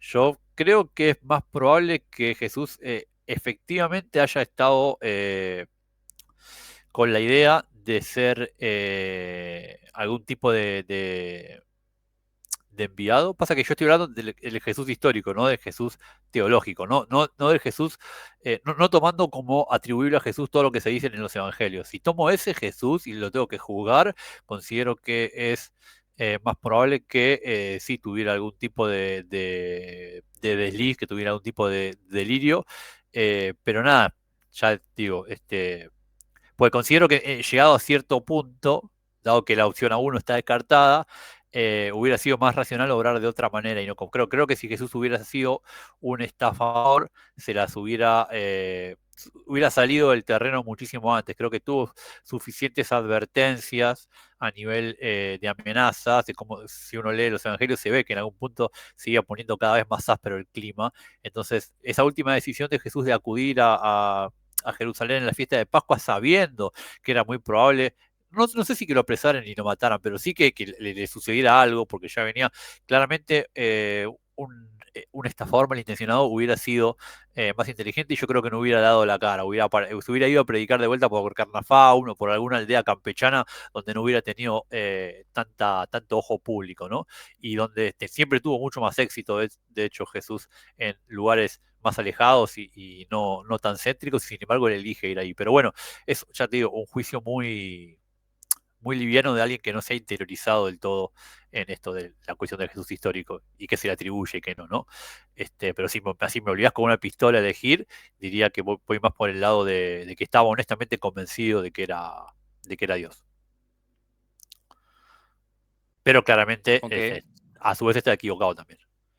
Pero bueno, eso ya nos llevaría a una discusión más teológica, pero quería marcar algunas cosas, salvo que me quieran dar una respuesta, sobre todo sobre las cosas que dijeron ustedes en la primera devolución. Yo creo que sobre esta chica en Nijira Sarasasasa, me olvidé el apellido, sí es importante el tema de la presencia por la cuestión del argumento de Tillotson. Y yo creo que acá ustedes me van a seguir. No sé si lo conocen, el argumento de Tillotson. Yo se lo escuché nombrar a Hume una vez, después lo busqué. Y básicamente este Tillotson presenta un argumento que dice que para mí es bastante de sentido común, ¿no? Dice que las evidencias de los sentidos son siempre superiores a las evidencias testimoniales. Y eso es casi de sentido común. Es mucho más fiable ver algo para creer que si te lo cuentan. Y si te lo cuenta el amigo de un amigo, es menos fiable que si te lo cuenta directamente el que lo vio. Entonces, en cualquier cosa que nosotros tengamos evidencia, esto no significa que los testimonios no sean fiables, claramente que lo son y hay que evaluar la fiabilidad, pero entre un testimonio, piensen en cualquier evento, el evento más fortuito, no sé, vi pasar, un auto rojo pasó por la 9 de julio. Si yo lo veo pasar el auto rojo, voy a estar más convencido que si me lo cuenta Sebas Pereira. Por más que si me lo cuenta Sebas Pereira, seguramente le crea automáticamente, porque justamente tengo mucho hábito y tengo mucha experiencia de eso. Ahora, claramente verlo, y sobre todo en casos en donde por el caso que estamos evaluando es más fino, cuesta, ¿no? O sea, si en vez de un auto rojo vi pasar a, bueno, a Messi, a Di María, a De Paul y Scaloni en una 4x4 festejando ahí, bueno, eso si lo veo yo, lo voy a creer más que si me lo cuenta Sebas Pereira, porque eso choca con algunas contradicciones, ¿no? Como que para mí Scaloni está en España, Messi está jugando en Inter Miami, es raro que estén acá en Argentina. Entonces, si yo lo veo, voy a decir, bueno, ahí o voy a dudar de lo que yo estoy viendo y voy a ir pero siempre la evidencia sensorial está por arriba de la evidencia testimonial, sobre todo porque la evidencia testimonial se funda en evidencia sensorial. El que te cuenta algo es porque lo vio y tiene valor porque lo vio. Entonces, si vos lo ves, tenés acceso de primera mano. Entonces, lo que dice Tillotson es la fuerza de un testimonio va disminuyendo en el tiempo conforme se aleja del testigo. Entonces, básicamente lo que dice Tillotson es, si Joan me dice que ayer a la noche se comió una milanesa, ese testimonio tiene más valor que si Joan me dice hace 5 años y 8 meses, un martes 19 de junio del 2017, ese día creo que comí ravioles. Bueno, ¿ese testimonio tiene valor? Sí, porque se funda en la memoria de Joan, que él vive su vida y si alguien sabe que comió es él, pero tiene menos valor que si me dice qué es lo que comió ayer, si están en el mismo estado, porque justamente está tan alejado de la fecha, ¿no? Que puede fallar. Entonces, va perdiendo fuerza el testimonio a medida que se aleja. Entonces, lo que dice Tillotson es que en este tipo de casos, cuando tenemos una evidencia testimonial que contradice muy fuertemente la evidencia de nuestros sentidos, por ejemplo, lo que yo dije de la ley natural, nunca nos puede tirar más la evidencia del testimonio. Sobre todo si es un testimonio que está muy, muy, muy alejado de la fuente primaria, que lamentablemente es el caso de Jesús. Por eso digo que en el caso de esta nena, sí es importante que esté presente porque los testimonios que tenemos de Nijira Sasasara son testimonios contemporáneos, por lo tanto no está este punto de que su fuerza disminuye, lo cual no significa para nada que sean verdaderos. De hecho, para mí, yo tiendo a creer, justamente por la experiencia que tengo en el mundo, de que por más que 1 millón de hindúes me digan que ayer la vieron hacer un milagro, para mí no, yo no les creo, porque pesa más el resto de la experiencia que tengo que me dice que esas cosas no suceden. Entonces, por eso lo mencioné. Bueno, mencioné un solo punto y tengo... Pero una cosa que me quedó de lo que dijeron ustedes, es que ustedes me mencionan el contexto, ¿no? Yo acepto el Jesús humano, que un ser humano, un Jesús que fue un hombre, que estuvo ahí en Galilea, y lo que yo estoy juzgando, en el caso del trilema, yo entiendo el contexto histórico en el que se lo planteó, pero, y en ese sentido, entre cristianos, si se quiere, o entre personas que consideran a Jesús como una autoridad, yo entendería el sentido del trilema, pero lo que yo estaría juzgando acá es a un humano, a un hombre, Jesús, históricamente existente en el pasado, afirmando ser divino, afirmando ser una deidad. Entonces, y yo conseguía al principio, yo creo que ustedes se enfocaron bastante en que clarificar lo específico del caso de Jesús, que es cierto, que es diferente en algún punto de otros claims de hombres divinos en varias maneras, y creo que eso ya quedó bastante claro. Por ejemplo, Seba lo que mencionó que Jesús clamó ser una divinidad dentro de un ámbito monoteísta y esta Nijira es una diosa más dentro de todas las diosas que hay en el hinduismo. Claramente la diferencia está, pero en este punto es irrelevante porque ambas afirmaciones, aunque cada una en su contexto, chocan con la experiencia directa que yo tengo del mundo. Y en mi experiencia directa no hay ni un dios monoteísta, por decirlo así, ni una multiplicidad. Yo no tengo experiencia ni de Yahweh, el dios único de los hebreos, ni tengo experiencia de ninguna de las múltiples deidades del hinduismo, lo cual no estadísticamente las hace menos probables, porque bueno, si hay un único dios y no tengo experiencia, pero si hay tantos, ¿no? Pero entonces yo no sé si es relevante para el caso. Yo acepté que es posible Yahweh y por lo tanto también acepté que es posible la encarnación. eso lo concedí. Pero yo iría de vuelta, bueno, ¿qué nos dice la evidencia acerca de esto? Es posible, pero ¿es probable? ¿Y cuán probable? Y más probable que los otros dos escenarios. Eh, y a mí lo que me quedó es que si consideramos tanto el contexto, ustedes lo que me dijeron en algún punto, por ahí estoy sobresimplificando pues, así muy, muy, muy fuerte, pero no me quiero extender tanto, es que en todo caso haría falta ser cristiano para creer que Jesús es Dios. Y para mí es fundamentalmente al revés, porque Jesús solamente es Dios si resucitó y si manifestó alguna de las propiedades de Yahweh. Entonces, yo no puedo concederle a los evangelios, si se quiere, esa evidencia testimonial, algún valor extra teológico, que yo entiendo que un cristiano lo hace, pero esto sería una especie de petición de principio, porque entramos en una especie de razonamiento circular. Ese valor extra de los evangelios viene de que son revelados y solamente pueden ser revelados si Jesús es Dios, y Jesús solamente puede ser Dios si resucitó. Entonces, yo claramente, si todavía no podemos determinar, tendríamos que hacer la ponderación de si resucitó, y eso lo podemos ver en el tema de los milagros. Pero si Jesús no es Dios, entonces todo el Nuevo Testamento, parafraseando a Lewis, o es una locura, o es obra de gente, de locos, o es un engaño elaborado, si Jesús no es Dios. Entonces, es algo que dice Saulo de Tarso, en algún punto dice algo parecido, ¿no? Si el Señor no resucitó, entonces vano es todo lo que estamos haciendo.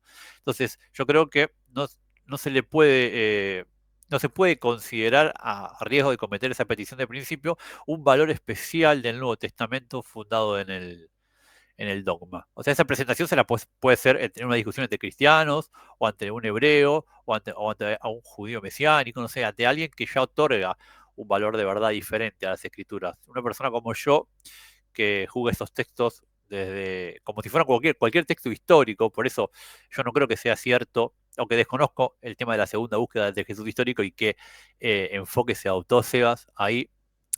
El hecho de que se trate, o por lo menos no se debería, si es así, yo lo desapruebo, que se trate especialmente, con especial rudeza a los evangelios. Habría que tratar a los evangelios exactamente como tratás un texto de Tácito y como tratás un texto de cualquier otro autor antiguo. Y yo utilizo este principio para separar, por ejemplo, cuando Sargón de Akkad en su biografía, que sabemos que fue una persona real, afirma un montón de cosas que para mí son verdaderas, pero cuando afirma Sargón de Akkad dentro de su contexto que la diosa Inanna, de la que justo hablábamos el otro día en un directo, fue la que se le apareció un día y lo eligió rey de las 4 regiones, y por eso él llegó a ser el rey Sargón de Akkad.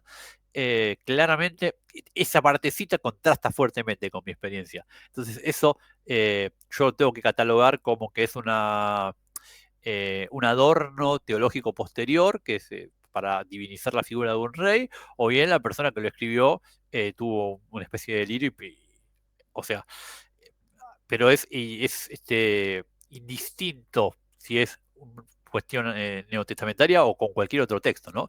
Y yo creo que, y con esto cierro, es cierto que yo me estoy basando en este punto de ponderación que está tomado de Hume, pero, y ahí lo digo honestamente, este es un principio que aplicamos todos los días, para un montón de cosas.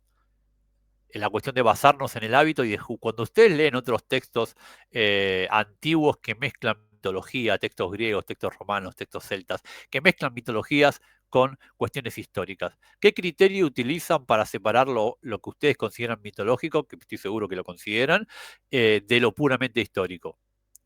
¿No utilizan acaso este mismo principio? ¿No se basan en su experiencia y dicen, no, che, cuando Julio César decía que había 300.000 celtas en tal ciudad, bueno, esto puede ser? Ahora, cuando dice que se le apareció la diosa Minerva y que le dijo que tenía que doblar a la izquierda, y esto ya me parece que no. Esto ya me parece que no, porque contrasta fuertemente con mi experiencia en el mundo. Entonces, yo creo que ustedes no utilizan un criterio parecido. Yo por eso elegí este principio, como me parece que es universal. Universal, y que en algún punto ciertas personas no lo aplican en contextos especiales, pero para el resto de esos contextos que yo creo que se aplica de manera palmaria, me parece a mí, ¿no? No veo, por eso yo no veo ni que los cristianos, ni que cualquier otro grupo religioso, hebreos, musulmanes, hinduistas, jainistas, operen por fuera de este principio de ponderación y vayan por el mundo como si sin esta guía del hábito, ¿no? Por decirlo así. Y bueno, nada, pues por eso me pareció que era algo que en algún punto, más allá de las diferencias, podíamos estar compartiendo todos en cuanto a una herramienta para juzgar la veracidad de las proposiciones, presentes, Sí, pasadas y futuras. yo te quería contestar brevemente y le quería dar lugar a Joan pero te contesto así muy brevemente. En primer lugar, creo que ninguno de los dos dijo que para que vos aceptes el reclamo de Jesús de divinidad, tenés que primero dar por sentado que el Nuevo Testamento es inspirado por Dios. De hecho, justamente Joan, suponiendo que vos ibas a tener una actitud hostil hacia los evangelios, o sea, como documentos históricos, digamos, se adelantó, ya preparó su discurso, suponiendo que uno puede cuestionar, ¿no? Eso es lo que yo te había dicho antes, de que los evangelios no son confiables hasta que se demuestre lo contrario, y justamente el discurso de John al principio acerca del el título cristológico del Hijo del Hombre, prueba de que cuando Jesús habla de sí mismo como el Hijo del Hombre, cumple por lo menos con uno de los criterios, ¿no? Que sería el de diferencia, que más o menos ahí yo expliqué de qué se trata. Entonces cumple con la condición suficiente de credibilidad. Así que no estamos intentando que vos presupongas que el Nuevo Testamento es revelación de Dios. Lo que yo sí había dicho es que cuando vos hablas acerca de que una proposición es más o menos probable, lo que yo digo es que nuestra propia cosmovisión, que sería nuestra propia red de creencias de cómo interpretamos el mundo, juega un papel. En ese sentido, yo te mencioné a modo de ejemplo, suponiente que yo estoy ante una persona y le presento el trilema a una persona directamente atea positiva. Imagínate que presento el trilema a un agnóstico. Suponete que le presento el trilema a un deísta. Suponete que le presento el trilema a un teísta, pero que no se ha adherido a ninguna religión revelada. ¿Va a haber diferencia respecto a más o menos la probabilidad?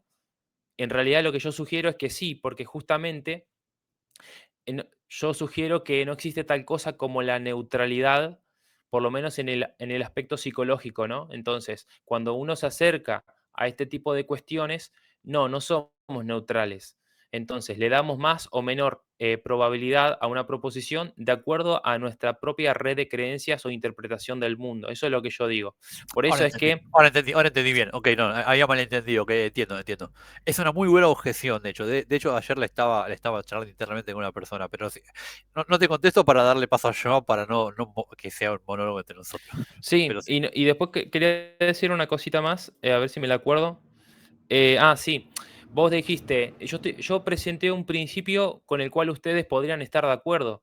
Lo que pasa es que hay que ver cómo lo presentás. Si vos me decís, yo estoy racionalmente justificado en aceptar una proposición de acuerdo a la mayor probabilidad, sí, obvio, yo estoy de acuerdo. Lo que yo estoy diciendo de nuevo, ¿no? Que esa probabilidad va a ser mayor o menor de acuerdo a, uno, mi propia cosmovisión y dos, los hechos que se vayan agregando. Por eso yo dije, es lo mismo decir que Jesús es un personaje de la historia que reclamó divinidad a, suponete, el segundo escenario.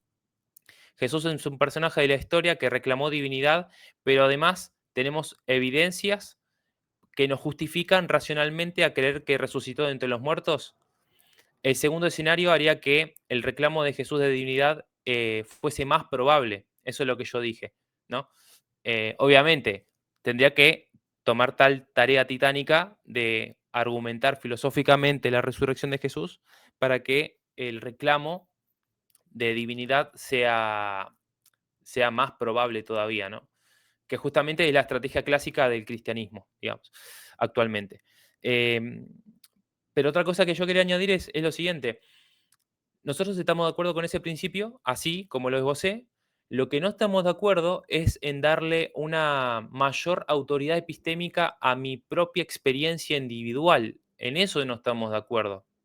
¿Por qué? Porque vos me decís, por ejemplo, yo creo que es más confiable mi propia experiencia personal que el testimonio de otras personas. Suponete una persona que vive en Ecuador, que experimenta un clima, digamos, cálido, templado, y viene unas personas de Alaska y le dicen, no sabes, en mi país el agua se congela.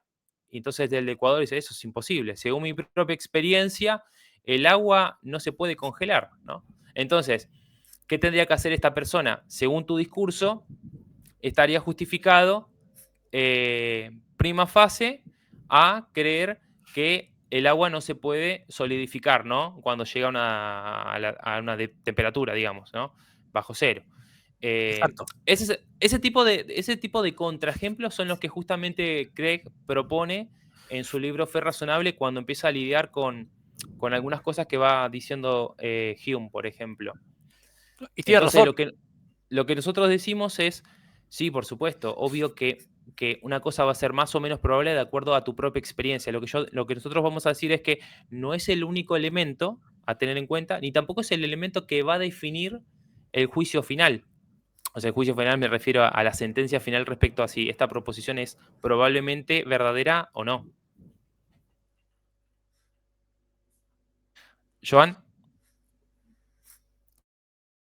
Que sí estaba terminando de anotar algunas cuestiones. Me gustaría de pronto recalcar algunas consideraciones que me parecen bastante factibles aquí. Y es que, digamos que, entiendo la posición de Seba en cuanto al hecho del empirismo y la preponderancia que tendría la experiencia personal frente al filtro de los sentidos respecto a la prueba fehaciente o digamos, la carga de la prueba que habría a través de los sentidos. Eso lo puedo entender porque en efecto me parece que es un área de la accesibilidad al conocimiento que en efecto tenemos los seres humanos y que estamos permeados por ellos porque somos seres que interpretan.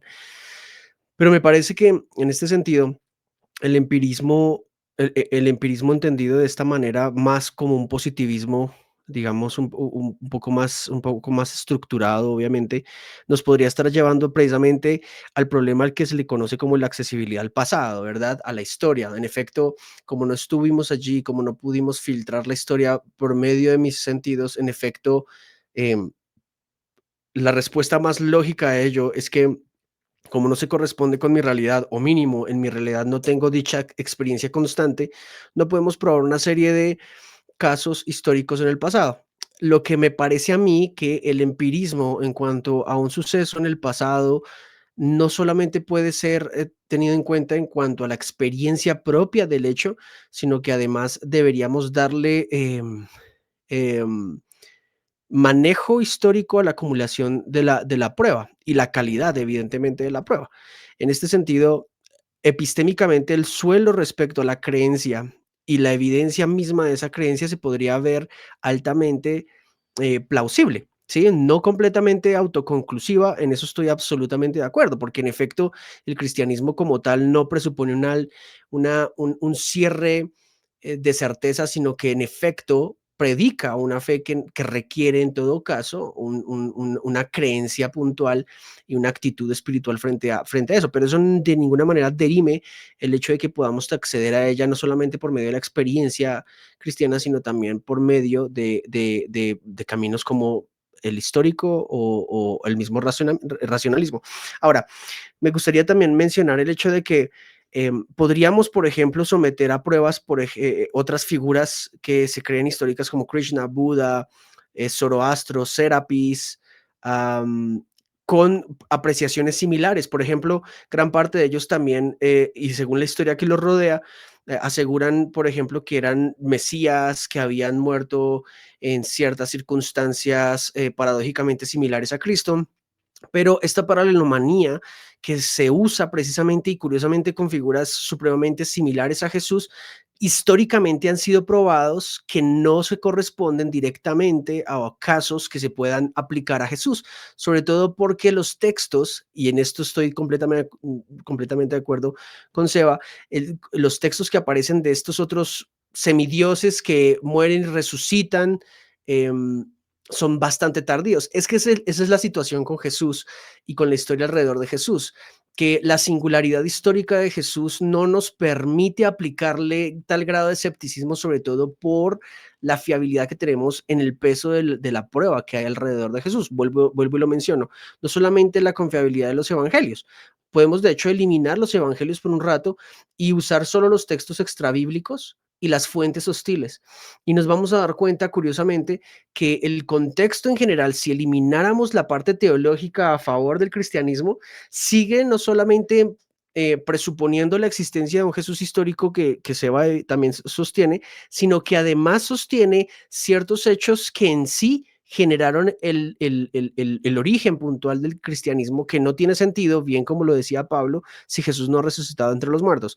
Ahora, en ese sentido, me parece que la experiencia por medio de los sentidos no nos arroja mucho más allá del hecho mismo de acercarnos mediante el medio histórico, el caso histórico, y evidentemente el sometimiento de las diferentes pruebas al mismo caso histórico, que es el que precisamente quisiéramos afrontar.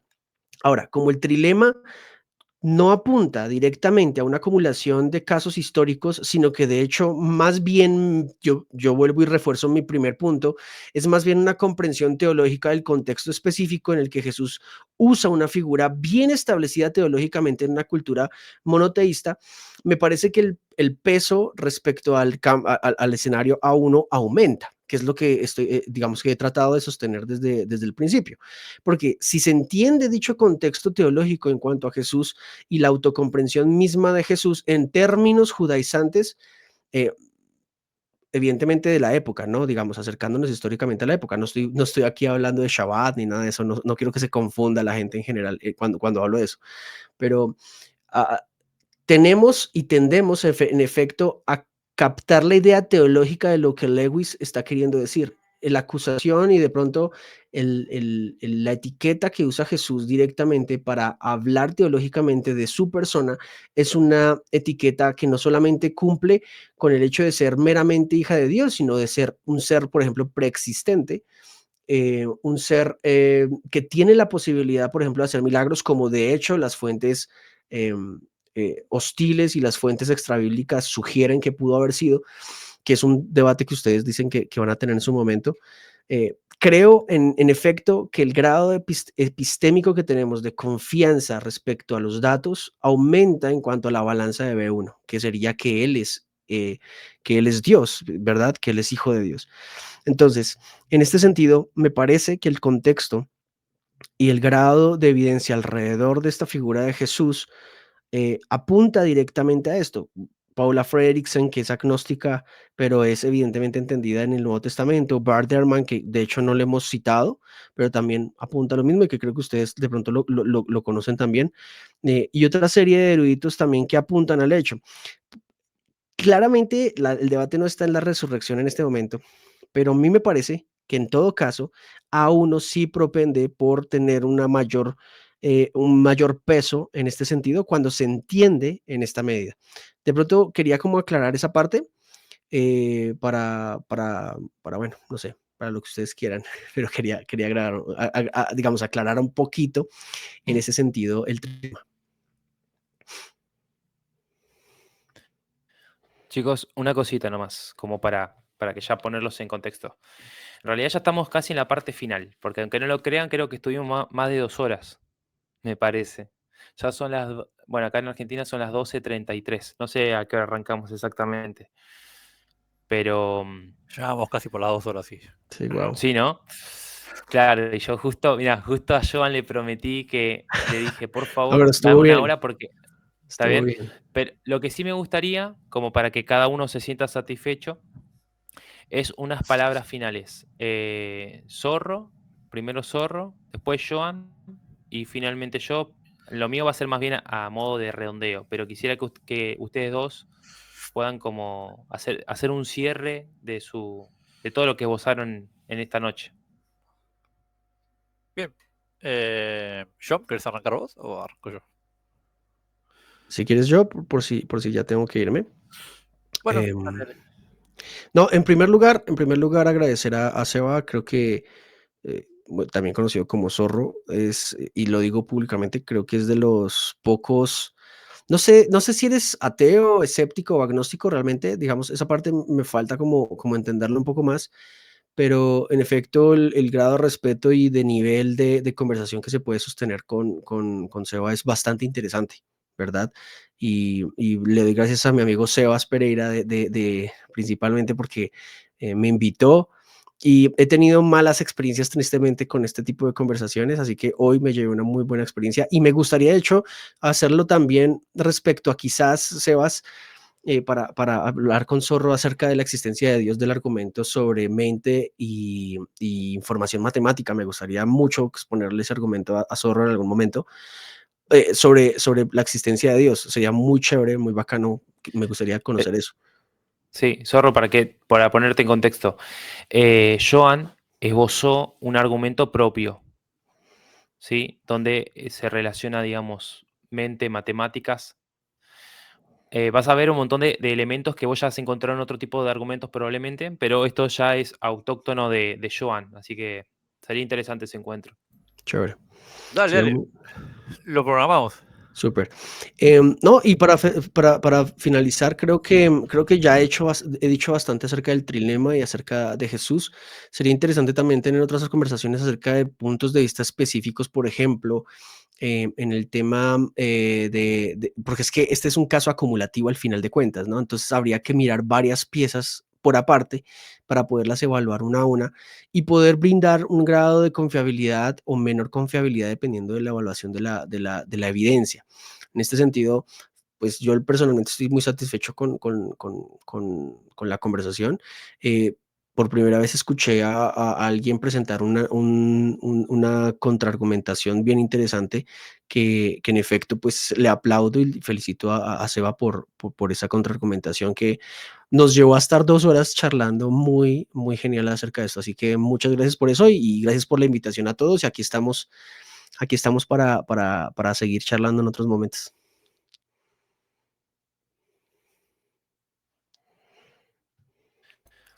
Sí, Zorro.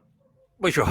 Bueno, no, yo también agradecerte, Sebas, por orquestar todo esto de vuelta, por tomarte el laburo de organizar, de coordinar, de traer a la gente. Joan, un placer, espero que tengamos más conversaciones. Veo que no soy el único geek, veo ahí que tenés unos muñequitos de fondo también, yo ahí se ve también de fondo mi colección de chucherías. No, claramente es muy interesante, se me pasaron volando las 2 horas, podría haber estado 1 hora más, pero bueno, nada, después uno cae rendido.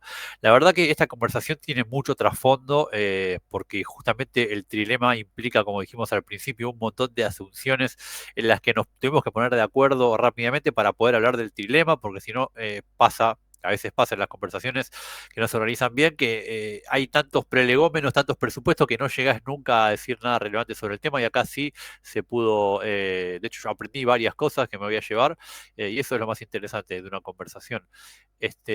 Bueno, mi postura no me quiero repetir, yo creo que lo fundamental es honestamente buscar una episteme, buscar una forma de conocimiento que uno honestamente considere que es la mejor. No hay ninguna infalible para mí, incluso el principio de ponderación no es infalible. Sebas lo demostró muy bien con este argumento que dio de William Lane Craig, que también hay algo parecido en Hume con un príncipe indio. Claramente el principio de ponderación y el hábito son falibles y muchas veces seguirlos nos lleva al error. Yo eso estoy completamente al tanto consciente, independientemente de la epistemología que uno adopte, tiene que tener el valor de llevarla hasta las últimas consecuencias, ¿no? Cuando uno aprende la manera de resolver el problema, bueno, resolver el problema y te lleva a donde te lleva. Y si uno tiene que tener la honestidad es si te llega a un lugar en el que antes no estabas o te sentís incómodo, bueno, ir yendo para ese lugar, ¿no? Y también de cuando encontrás falencias en esa epistemología o te presentan alguna mejor, estar dispuesto a cambiarla, ¿no? Porque en última instancia lo que todos queremos acá es saber realmente qué fue lo que sucedió en el pasado con Jesús. Por eso estamos teniendo esta conversación. Es decir, a todos nos interesa honestamente saber si realmente era Dios y si no era Dios, si estaba honestamente equivocado o si tenía alguna intención para decir lo que dijo. Entonces, nada, seguiremos en ello. Genial, chicos. Bueno, nomás a modo de rondeo, gracias, Zorro, primero por hacerme la propuesta Como te dije, me puso contento que vos a las semanas de ese conversatorio acerca del cristianismo quisiste redoblar la oferta y proponer este tema puntualmente del trilema, que a su vez yo también te hice la contrapropuesta de decir, bueno, y ya que está, vamos a hablar de un tema que te va a interesar, que sería la posibilidad y la identificación de los milagros, porque justamente Hume se destaca porque escribe mucho, digamos, en contra de los milagros, puntualmente la identificación de los milagros. Entonces, eso es un tema que, de paso, los espectadores que estén ahí, a la expectativa de esa conversación que vamos a tener, ahí sí va a ser un mano a mano entre Seba y yo. Bien, también gracias a Joan, que fue también así, como espontáneo. Joan, ayúdame, por favor. Está en juego en honor de C.S. Lewis, nuestro amado pensador apologista cristiano, así que no vamos a dejar que Zorro Yo haga igual, desastre con C.S. Lewis. a mí me gusta C.S. Lewis, tengo los 7 libros de Narnia originales. Yo lo conocí primero por los libros de Narnia y después me enteré que era apologeta. Sí, la verdad que C.S. Lewis es un genio literario. Oh, si te gusta Y tiene otra si te Trinidad, gusta Narnia, tienes que leer la trilogía cósmica, Zorro. es Te va a gustar más. Ah, ese más mira, explícito. Ese más tengo que, explícito todavía.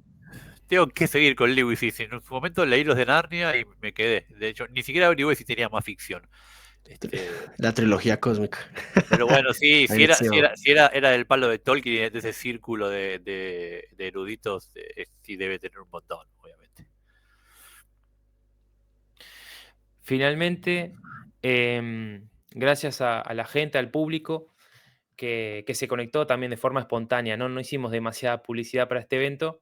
Sí vamos a hacer tal vez un poco más de publicidad a la hora de subirlo a YouTube. Pero yo sí quiero convocar a aquellas personas que son ateas, que son agnósticas, que son escépticas y que quieren tener un diálogo inteligente, como justamente Zorro estableció en esta noche. Y la verdad que, mira, hasta Joan quedó sorprendido y dice, la primera vez que establezco este tipo de conversación, lo cual me parece fantástico. Y también te digo, Joan, que hay otras personas que son así. Tal vez son pocas, tal vez son desconocidas, pero las hay.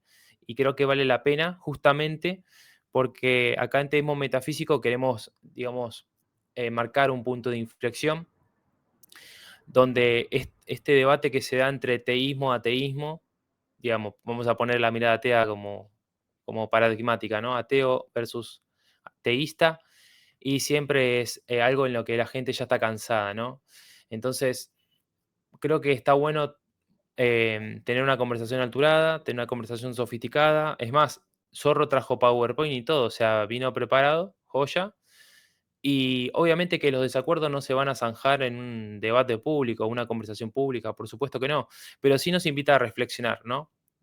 Él se lleva algo, nosotros nos llevamos algo, y lo más importante es que todos aprendemos algo nuevo, y al final del día siempre está la cuestión de Dios abierta, ¿no? La cuestión de Jesús abierta. Y al final, el trilema te lo tenés que apropiar, ¿no? Y decir, bueno, así funciona el trilema. ¿Qué hago con Jesús? No puedo ser neutral con Jesús. O Jesús es el Hijo de Dios, o es un loco, o es un mentiroso. Bueno, tanto Joan como yo somos cristianos y por lo tanto nosotros alegamos que Jesús es el Hijo de Dios, por supuesto.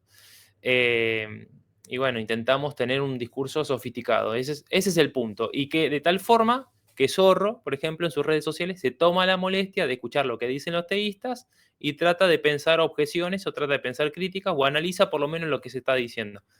Y yo creo que así debería funcionar la cosa. Y eso es lo que estamos tratando de hacer acá. Así que sin más, muy buenas noches y gracias por acompañarnos.